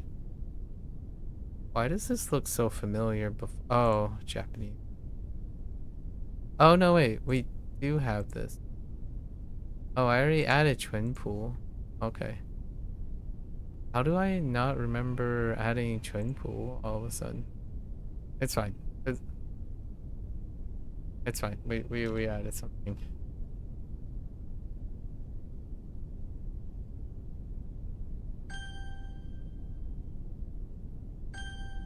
Either you know it or you don't. 火. So it's a flex on the wall.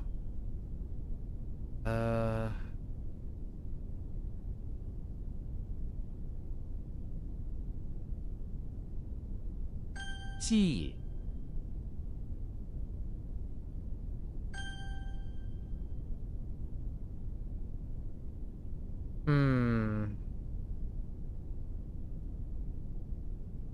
Immediately I wanted to type something like a null, but that doesn't seem right.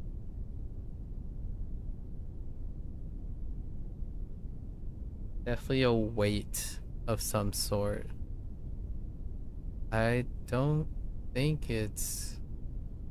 资. Oh, it is 资.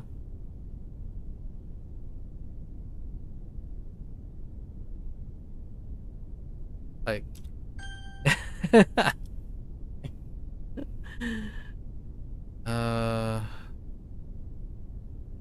we just went over this by happenstance. It's a weak one.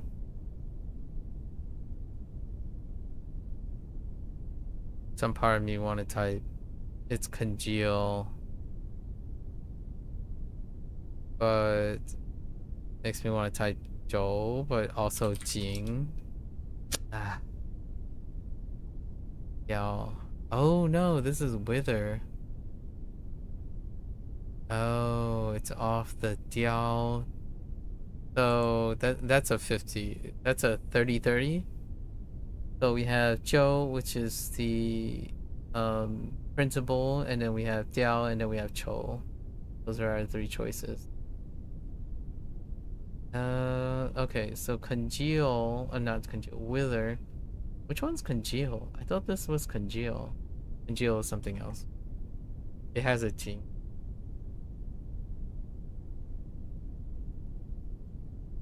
Oh. It's not. It's a knee. Dang. Dang it. Wither.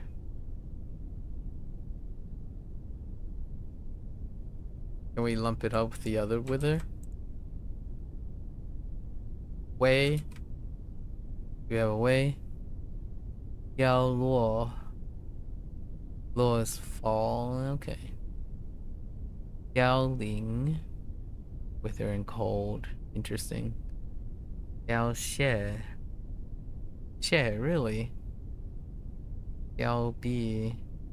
Destitute. Okay. Interesting. Yao Bi.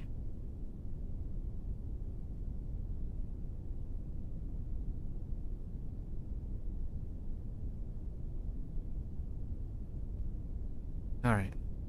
Guess what we're gonna use. This is kind of poetic.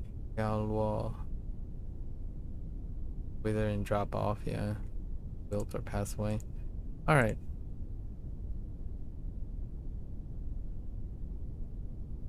Wait. Was it Diao or Diao? Outside.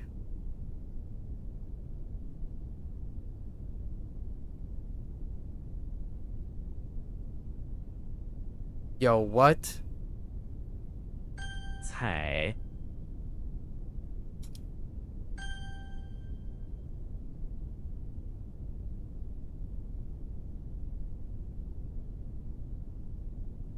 Oh no.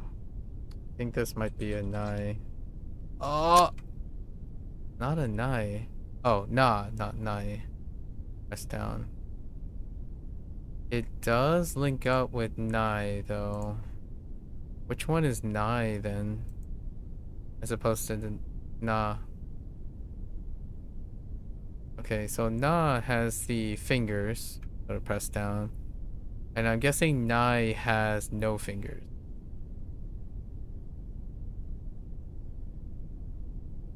How do I type nai? Where is that nai at? It's like endure. Oh, here it is. Okay. Deal with, yeah. Okay. Fair enough. The what fish? The what?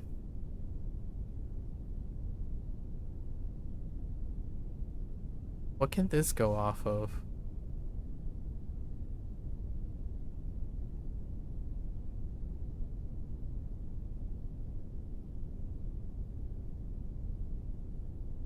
I want to type woo. That doesn't. Does Lee work better? Oh, it could be.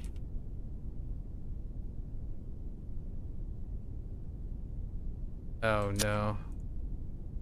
Su. Oh, off the revive. Oh no, that is weak. Yeah, this is weak. They're both Su though. Both of them are Su. That sucks. I screwed up Su again. Wait. I just realized. Oh. Wait. Did I screw this up? Isn't Su also... No. Wait. They're different. Hold up. One Su is... No, wait, they are fish. Oh, I thought it was turkey. Okay, that's my bad. I actually thought this was turkey. Like it was a turkey and grain, but it's actually fish and grain.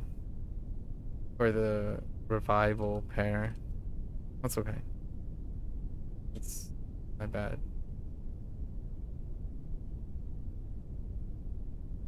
That doesn't seem right. 躺 This is like to if or considers something to. That one's gonna be rough.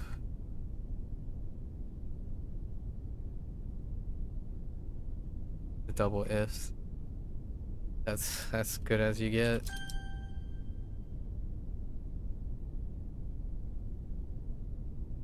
右 You gotta know it or you don't.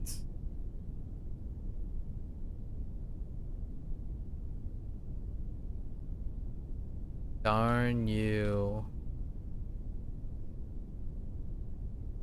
All I can think about is like Lu. Ah.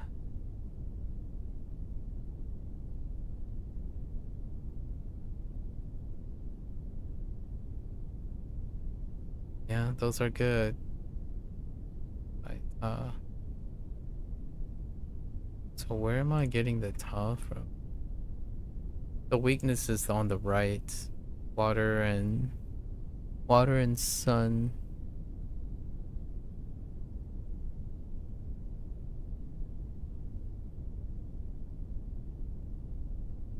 One.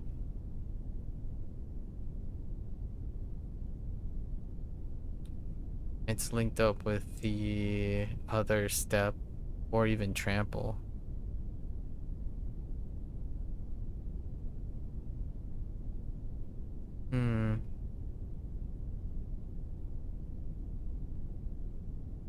For the day. Okay.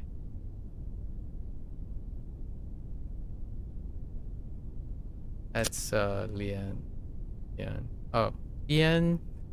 I think it's the only Jian. Two Lians. There's only one Xian actually. So the stable one is Jian. Honest mistake.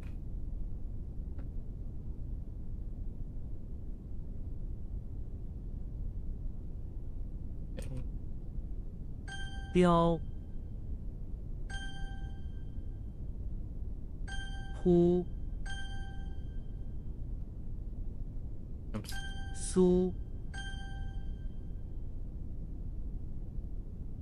斜踏肩南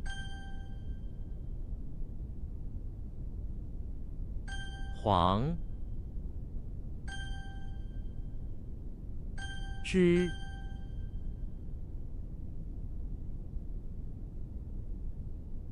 I immediately wanted to type Liu. 柳 And it's not Liu. The regular Liu, like just Liu. Liu is just the without the splashy. This Liu is probably if.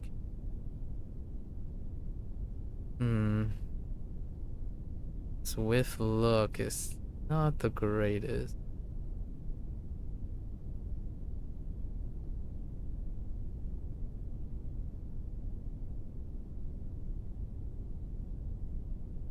Water.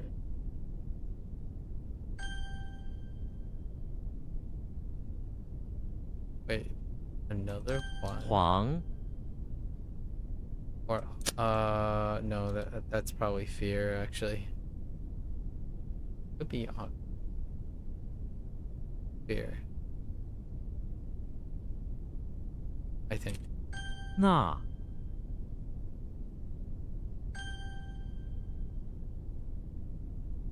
Heck!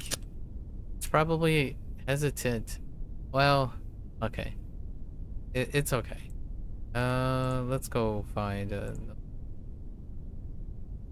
hesitant. It's probably linked to fear. Oh, interesting. Ang Huang, really? That's another way to express pacing back and forth. What was the other one? Yai, no, pi something? Pi? Why pi or something?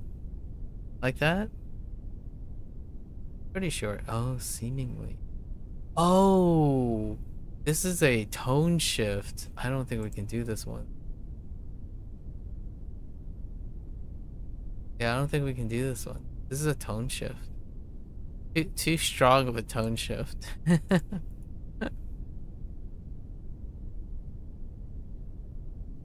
Hesitant. Yeah, I can see why it's that though.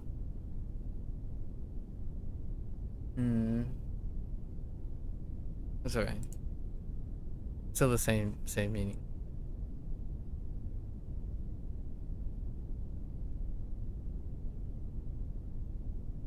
Po. Oh, that's just to camel. that's the thing that's doing the carrying, the camel.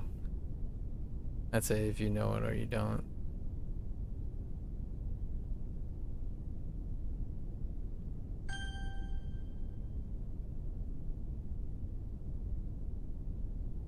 That doesn't seem right. That doesn't seem right.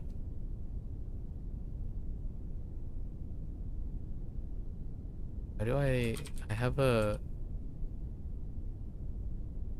Oh man, I'm torn between two things. Daytime. Yeah, this one's rough. Very rough. I was torn between two locations, the English Manor or the bakery. Or the chapel.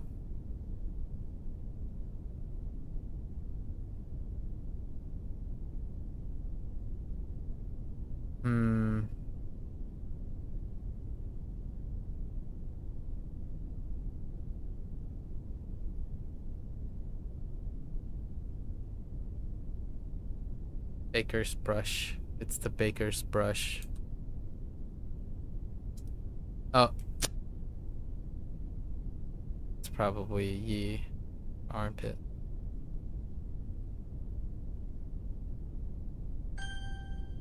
Yi. Zhou.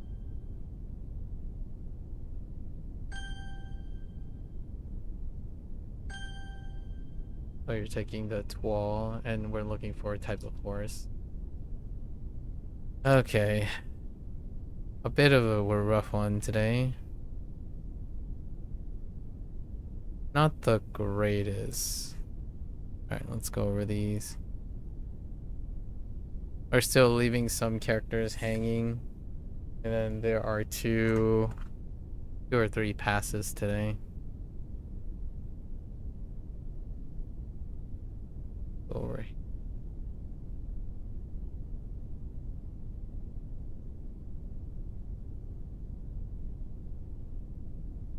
Try to go through all of them today.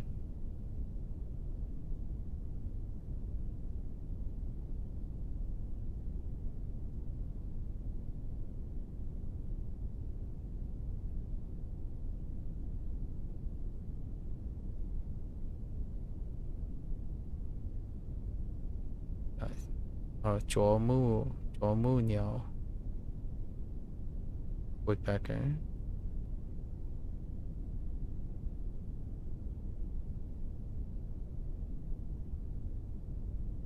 Liao Jie. You understand?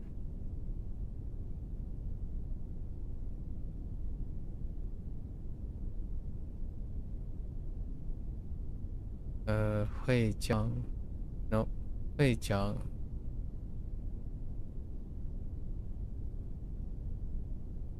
Hui Jiang.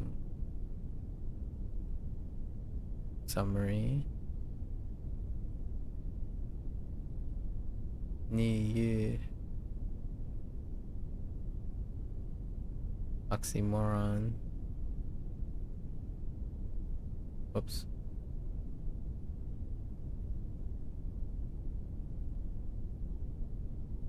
Oh, Qiao. Precipitous. Or precipice.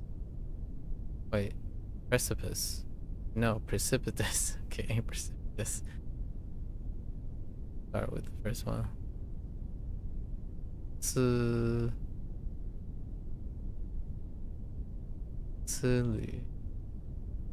thread.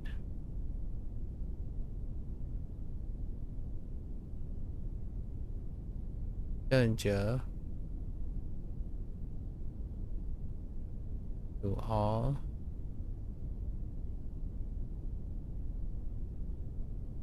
Dunley. Wow.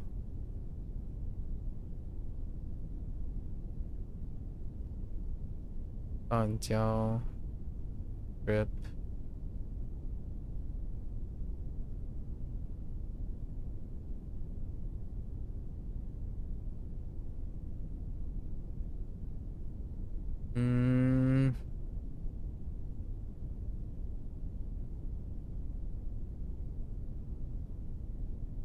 Not that.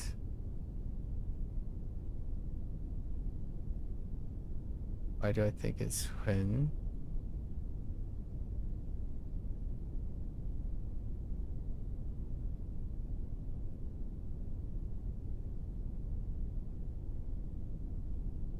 No, when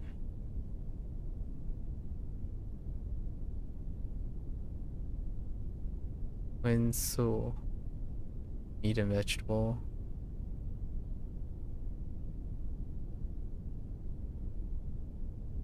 People. No more.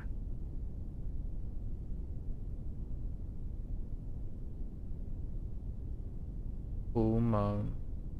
Meerkat.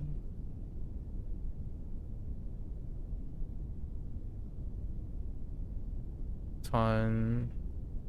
On. Bung.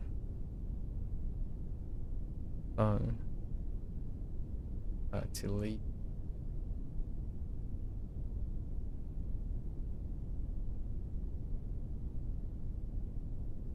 Jiangxing.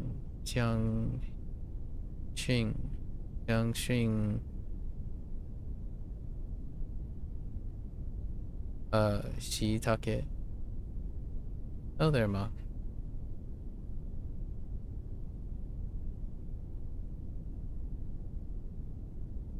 Oh, Dian. Edo.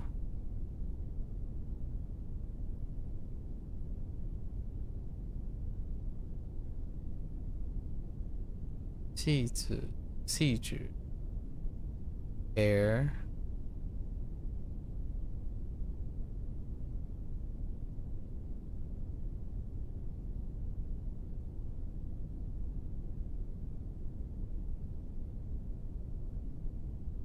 One Xi. Regret.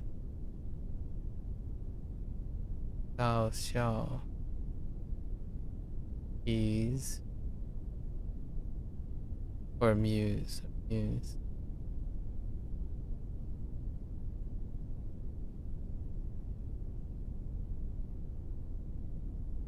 More Xiao. In cartridge.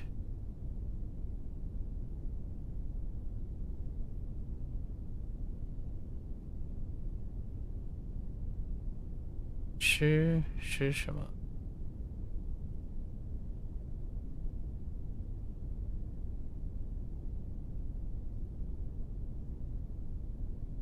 吃海 corpse.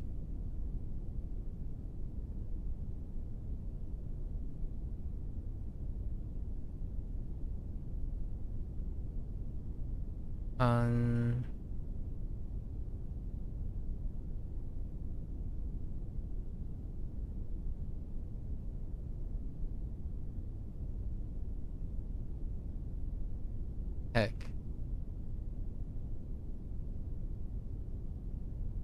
Say fun, con fun.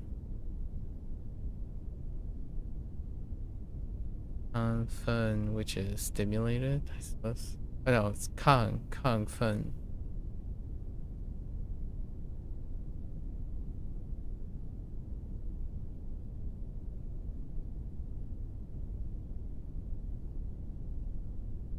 Okay.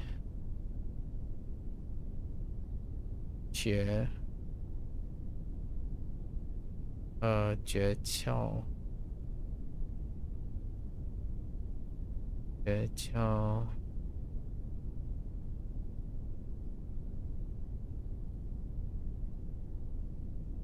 enlighten or to become enlightened or clear, or oh no, that's yeah, that's fine. That's the secret, the knack to do things.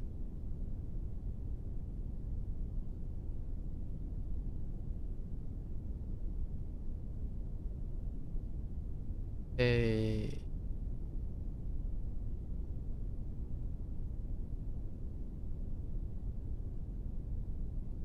Uh-oh.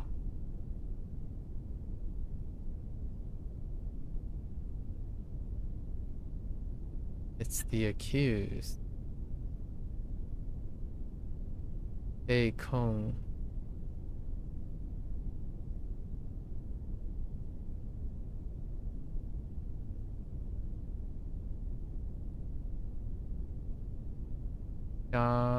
Jewel. Break.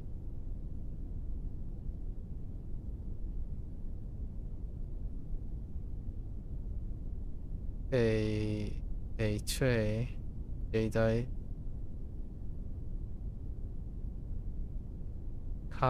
Kali. Uri.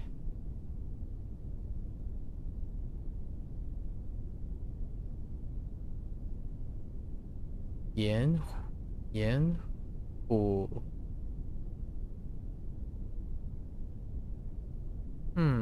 Yen Hu. Oh no, 不是。Yen Hu. How does that work?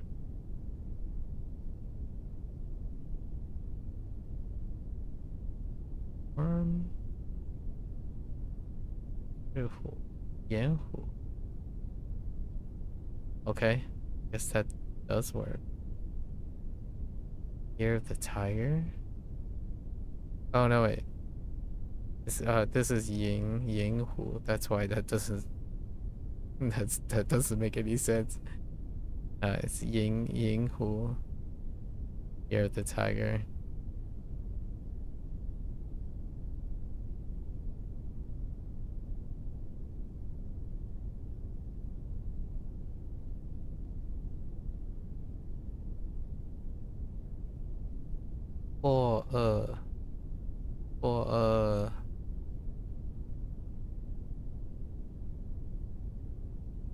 Unexpected.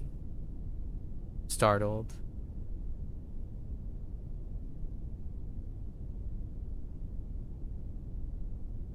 Qing Wen. Put down a rebellion.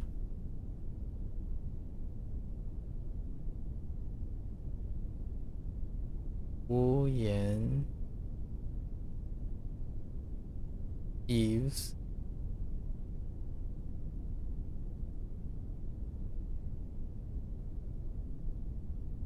Go Chen. No, Go Chen. Just through life.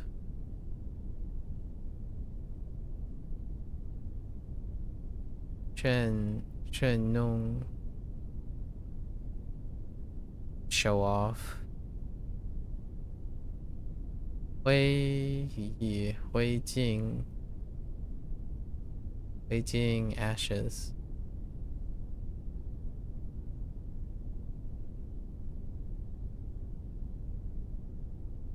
Zhenzuo.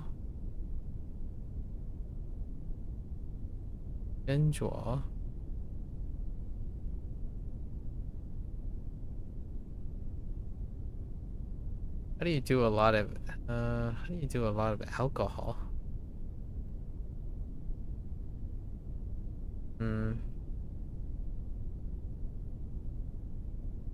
Just being considerate. Yeah. Okay, to consider.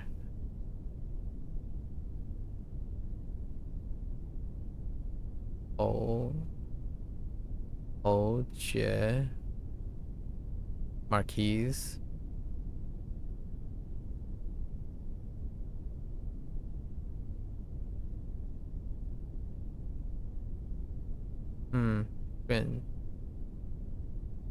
Juan. Juan Chen. Oh. To clench one's fist.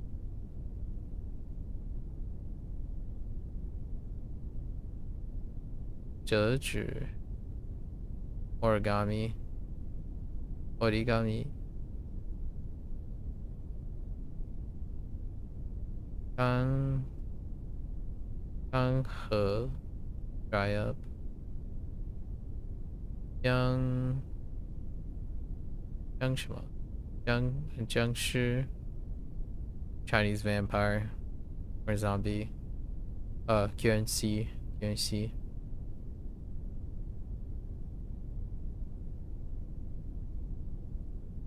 Ling Ting.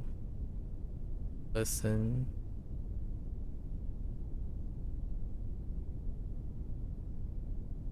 Bing Bao. Report to superior.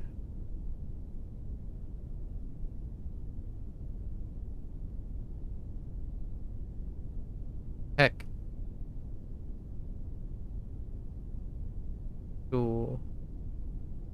Chu Yi. Superfluous.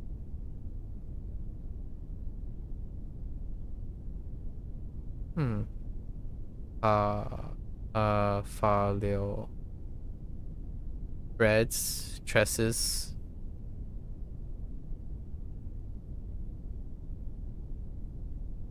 Bullshit. Drop out of school.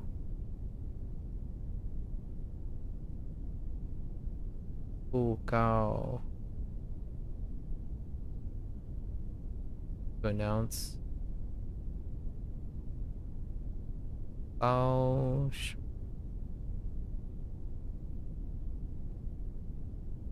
Lan.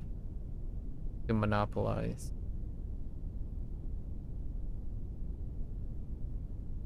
Yao Zhi. Scorch. Qian Kang. To chat idly.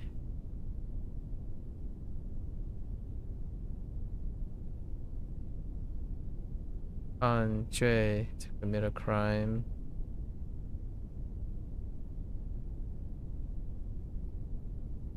Sof and slurp noodles. Yan Sheng. Give rise to. Bing Fen. Vast and various.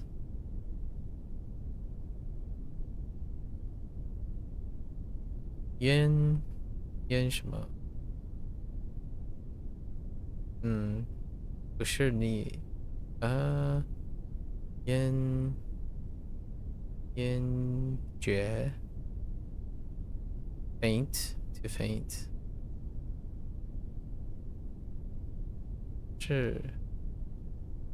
是星 comet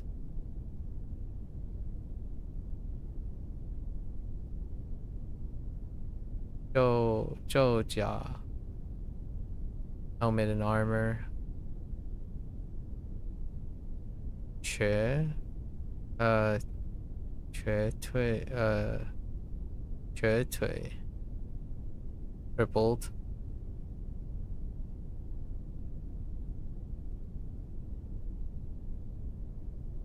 怎么生金生 no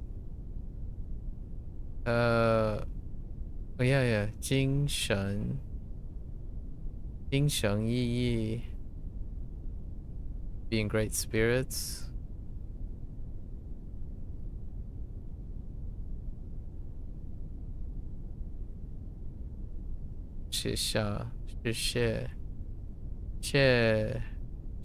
Hope can meet by chance.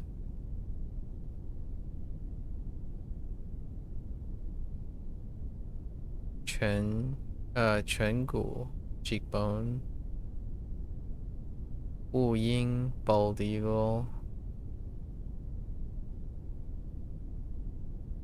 肚脐 navel.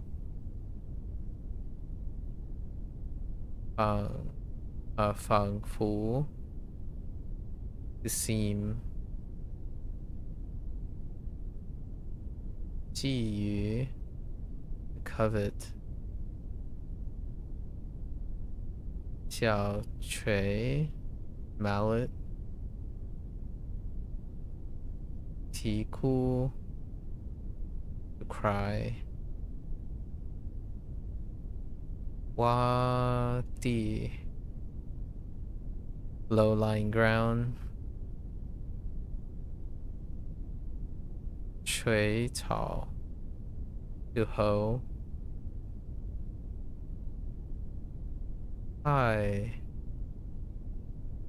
菜肴 meat and vegetable dish. 篆刻 engrave.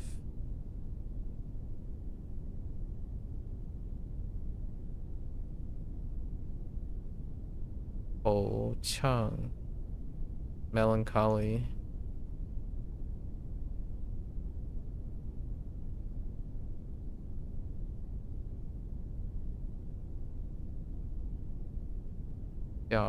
侥幸 luckily.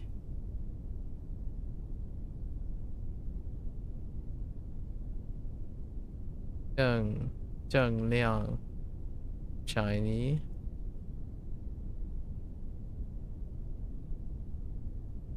嘟哝 mutter. 心悸 palpitation. 澄澈 very clear or enlightened, obvious, made obvious, clear up.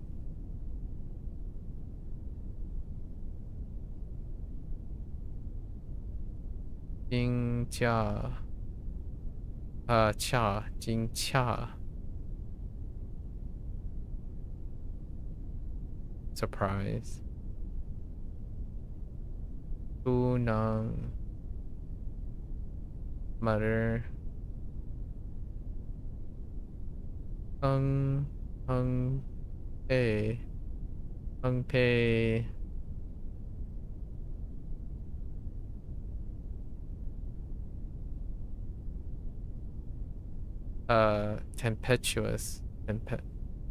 tempestuous.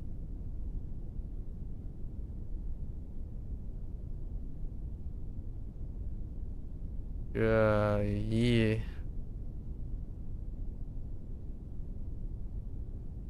那我是我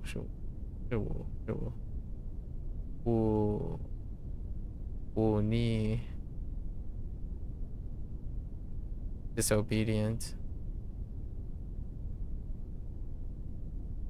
侥幸 orthopedics. 掂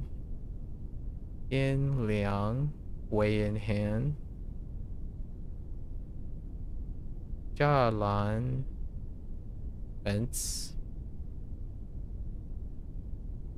警戒 警戒 warn.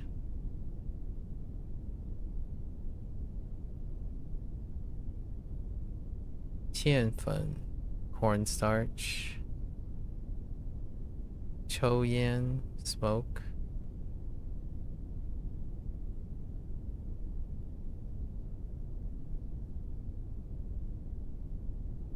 Chan Fu to lend an arm for support. 叫什么？叫 husk， 叫康，a rice husk。赝品 fake。魏燕 express to console express condolences.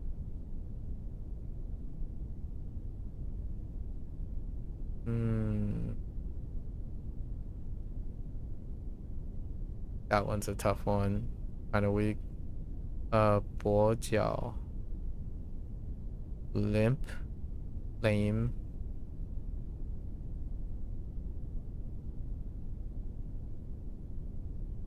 Chow mai buckwheat.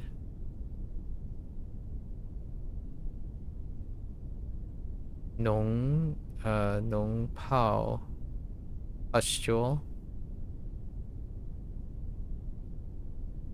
Le gu ribs.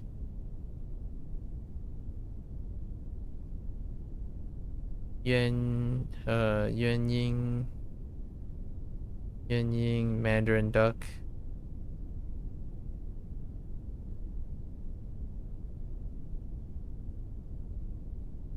Ling Song recite. 到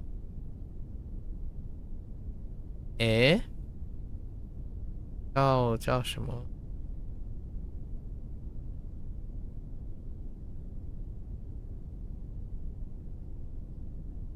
教义。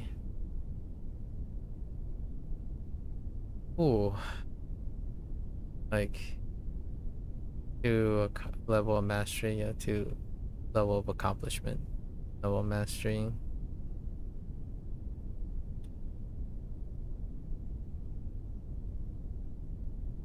Gang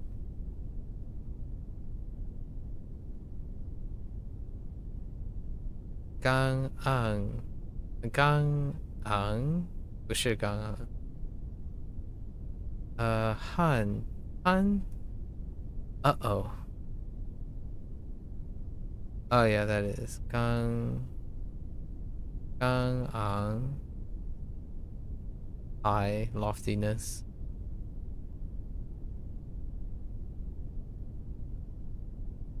Ling zhuang scaly.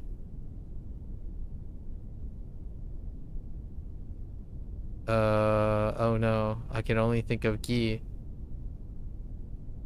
Yi? Ni.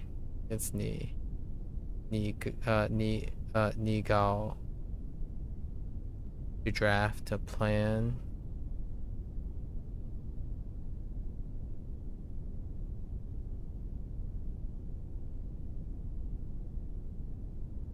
Nor roll. Cowardly.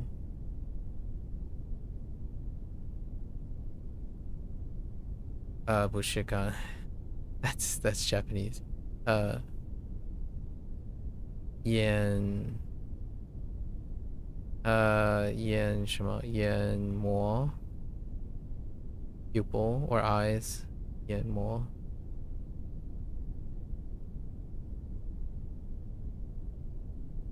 Liao is unique. Liao Diao. 料掉还是料斗料掉 like to drop, to knock down.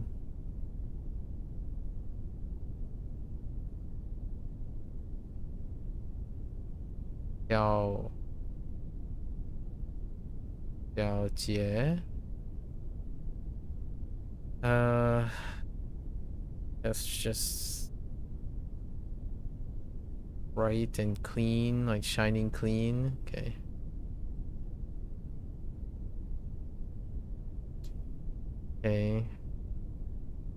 What is that? 这不是写所什么？是说手写trivial matters.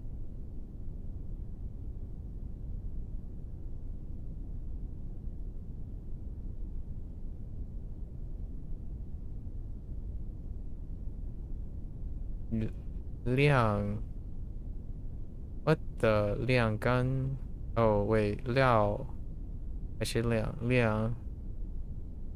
干 The air dry 晾干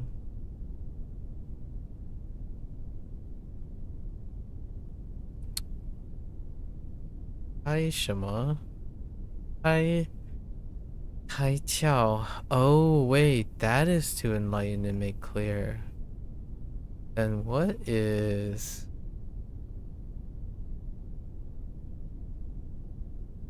I think I might have mixed two things up.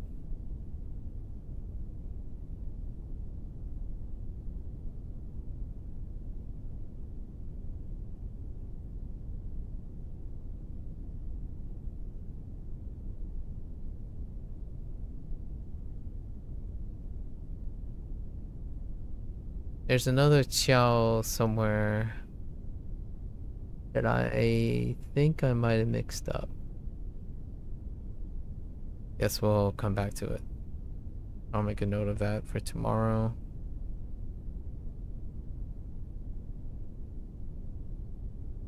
What in the world is that top right? I can't even see what it. Oh, I'm gonna say 向还是正上 right 正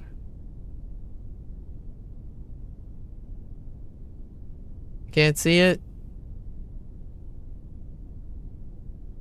I'm gonna say it's 将上 That's to admire.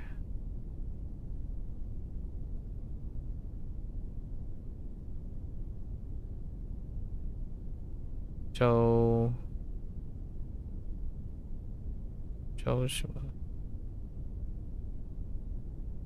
周会是会周会 harvest 或那会哦或 is harvest.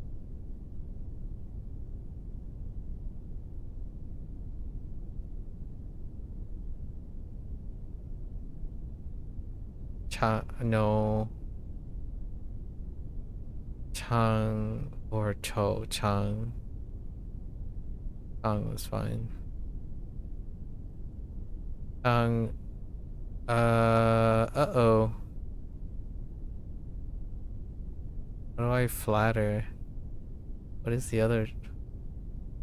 I was gonna say Chang Mei. Oh, no, that's not. That's a different word entirely. Yikes. I keep there's a mix up between Qiao and Chang. This Qiao. Qiao Biao. To use a stopwatch. It's coming up. There is a Chang somewhere. I think it was Chang Mei to flatter. What are you? 肆虐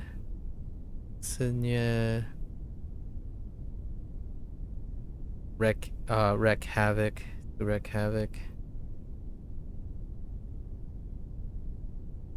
They're so hard to see. What is that? Is that a law?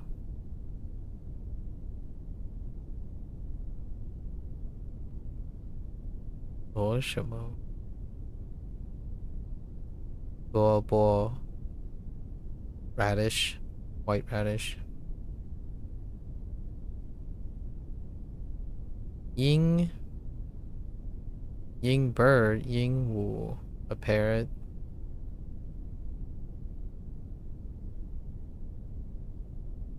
Jing jerk, Jing Lun, the jerk.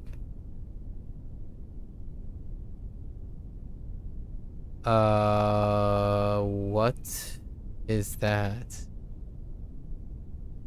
I want to say it's Meng Sheng. Meng Sheng Bu Xiang. Meng Sheng Bu Xiang, to keep one silence. To keep silent.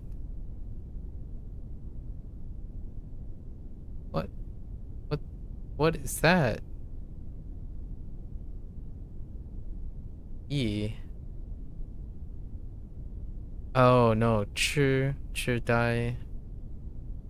Imbecility. Dai. Shuya, to really alleviate stress. Oh, okay. This is Chang.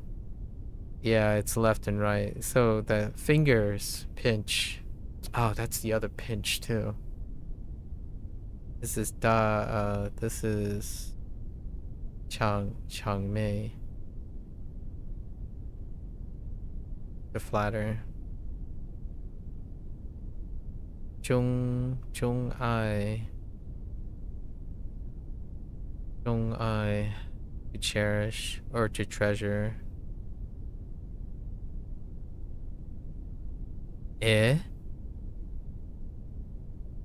When? 这混 yeah, 馄饨 wonton.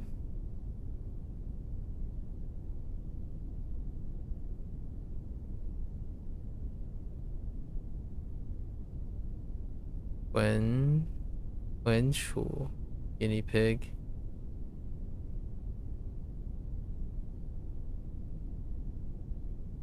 Uh-oh. I'm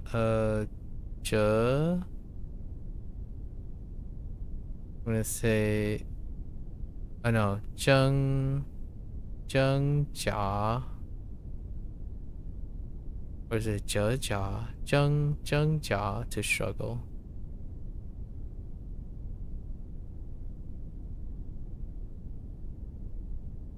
What role?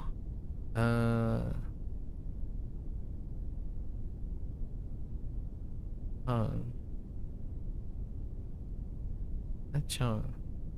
Is it Chang?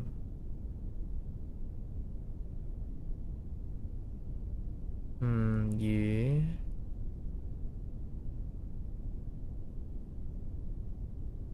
All I can think of it as like Yu Chang or something.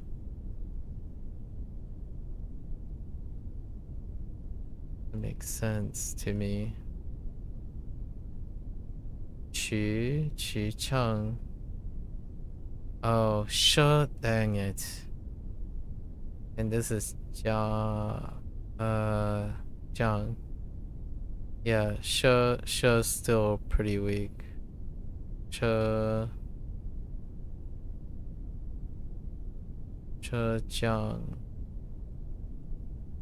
Goodbye or sell on credit.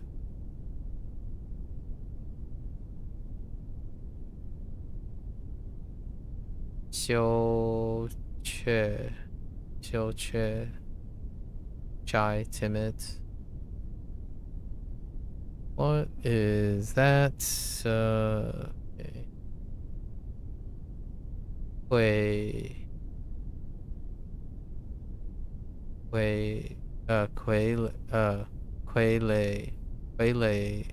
Qi. Puppet show. Where's a cool? Chikui. Okay. Quayle Qi.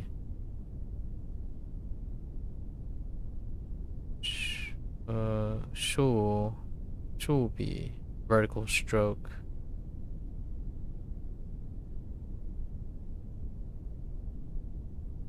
Wei high, lofty as well. Huh. Gonna have to double check the other one. Okay. What? I want to say it's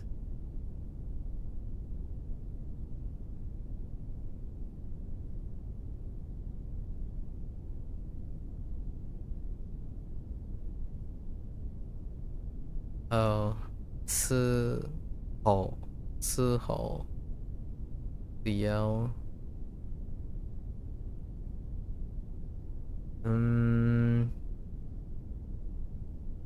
姿势，知识体大，知识体大。This isn't no. This is no small thing.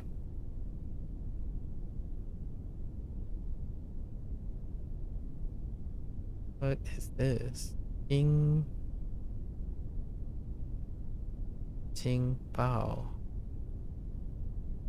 惊爆. That can't be right. Yeah, it is. 惊爆.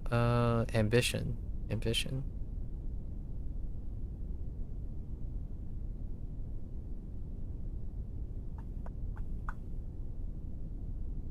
Okay.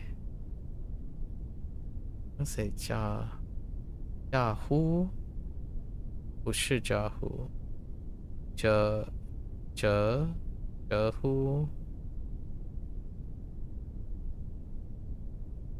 Yell as well.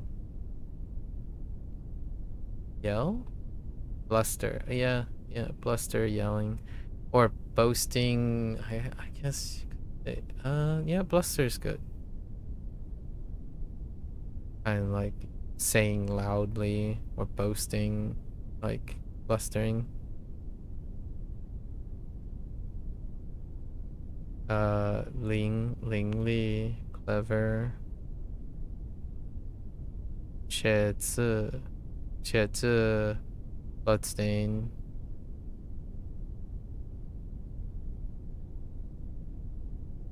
账房 warehouse.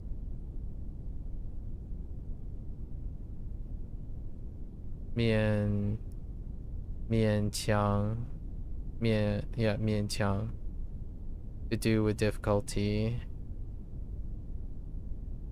后门 to knock on the door. 是什么？是鹤 paper crane.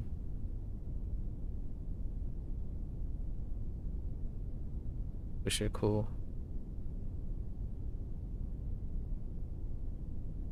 齐名 no 七名 household utensils.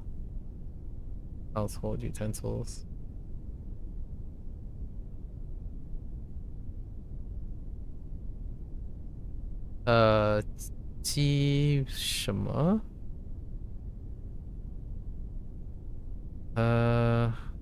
机长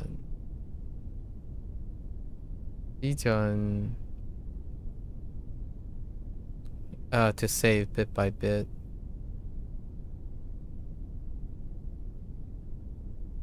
菱形 菱形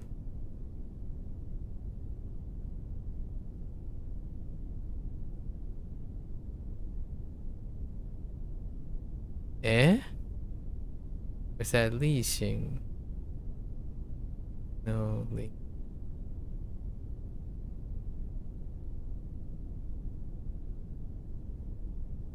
that's supposed to be a rhombus. Okay, that's supposed to be a rhombus.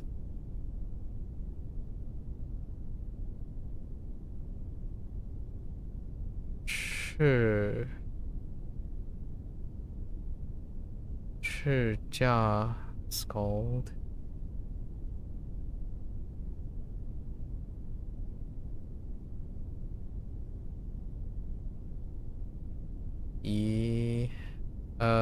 鼻屎 a booger. 芙蓉 hibiscus.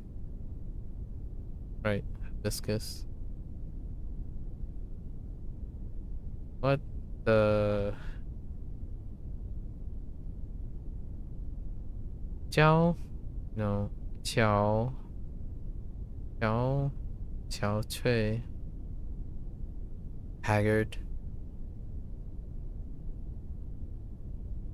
侵入 seep into permeate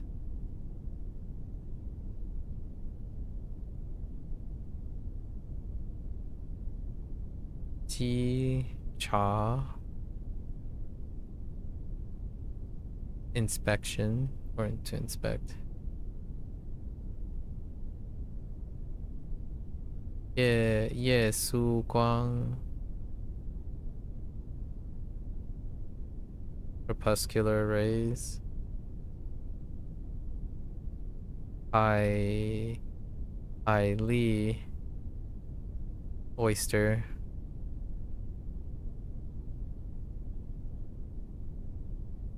梨园 no 梨园 fence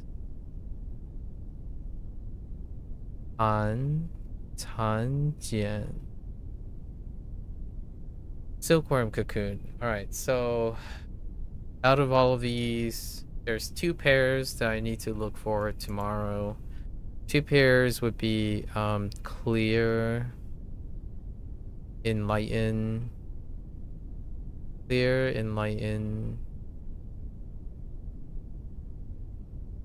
to look for those 2x these. There was a combination somewhere that I need to look retroactively.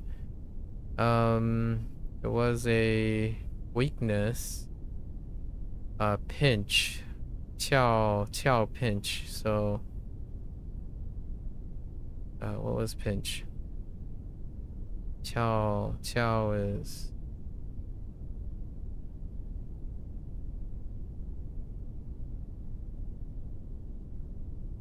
right. Chow versus Chang.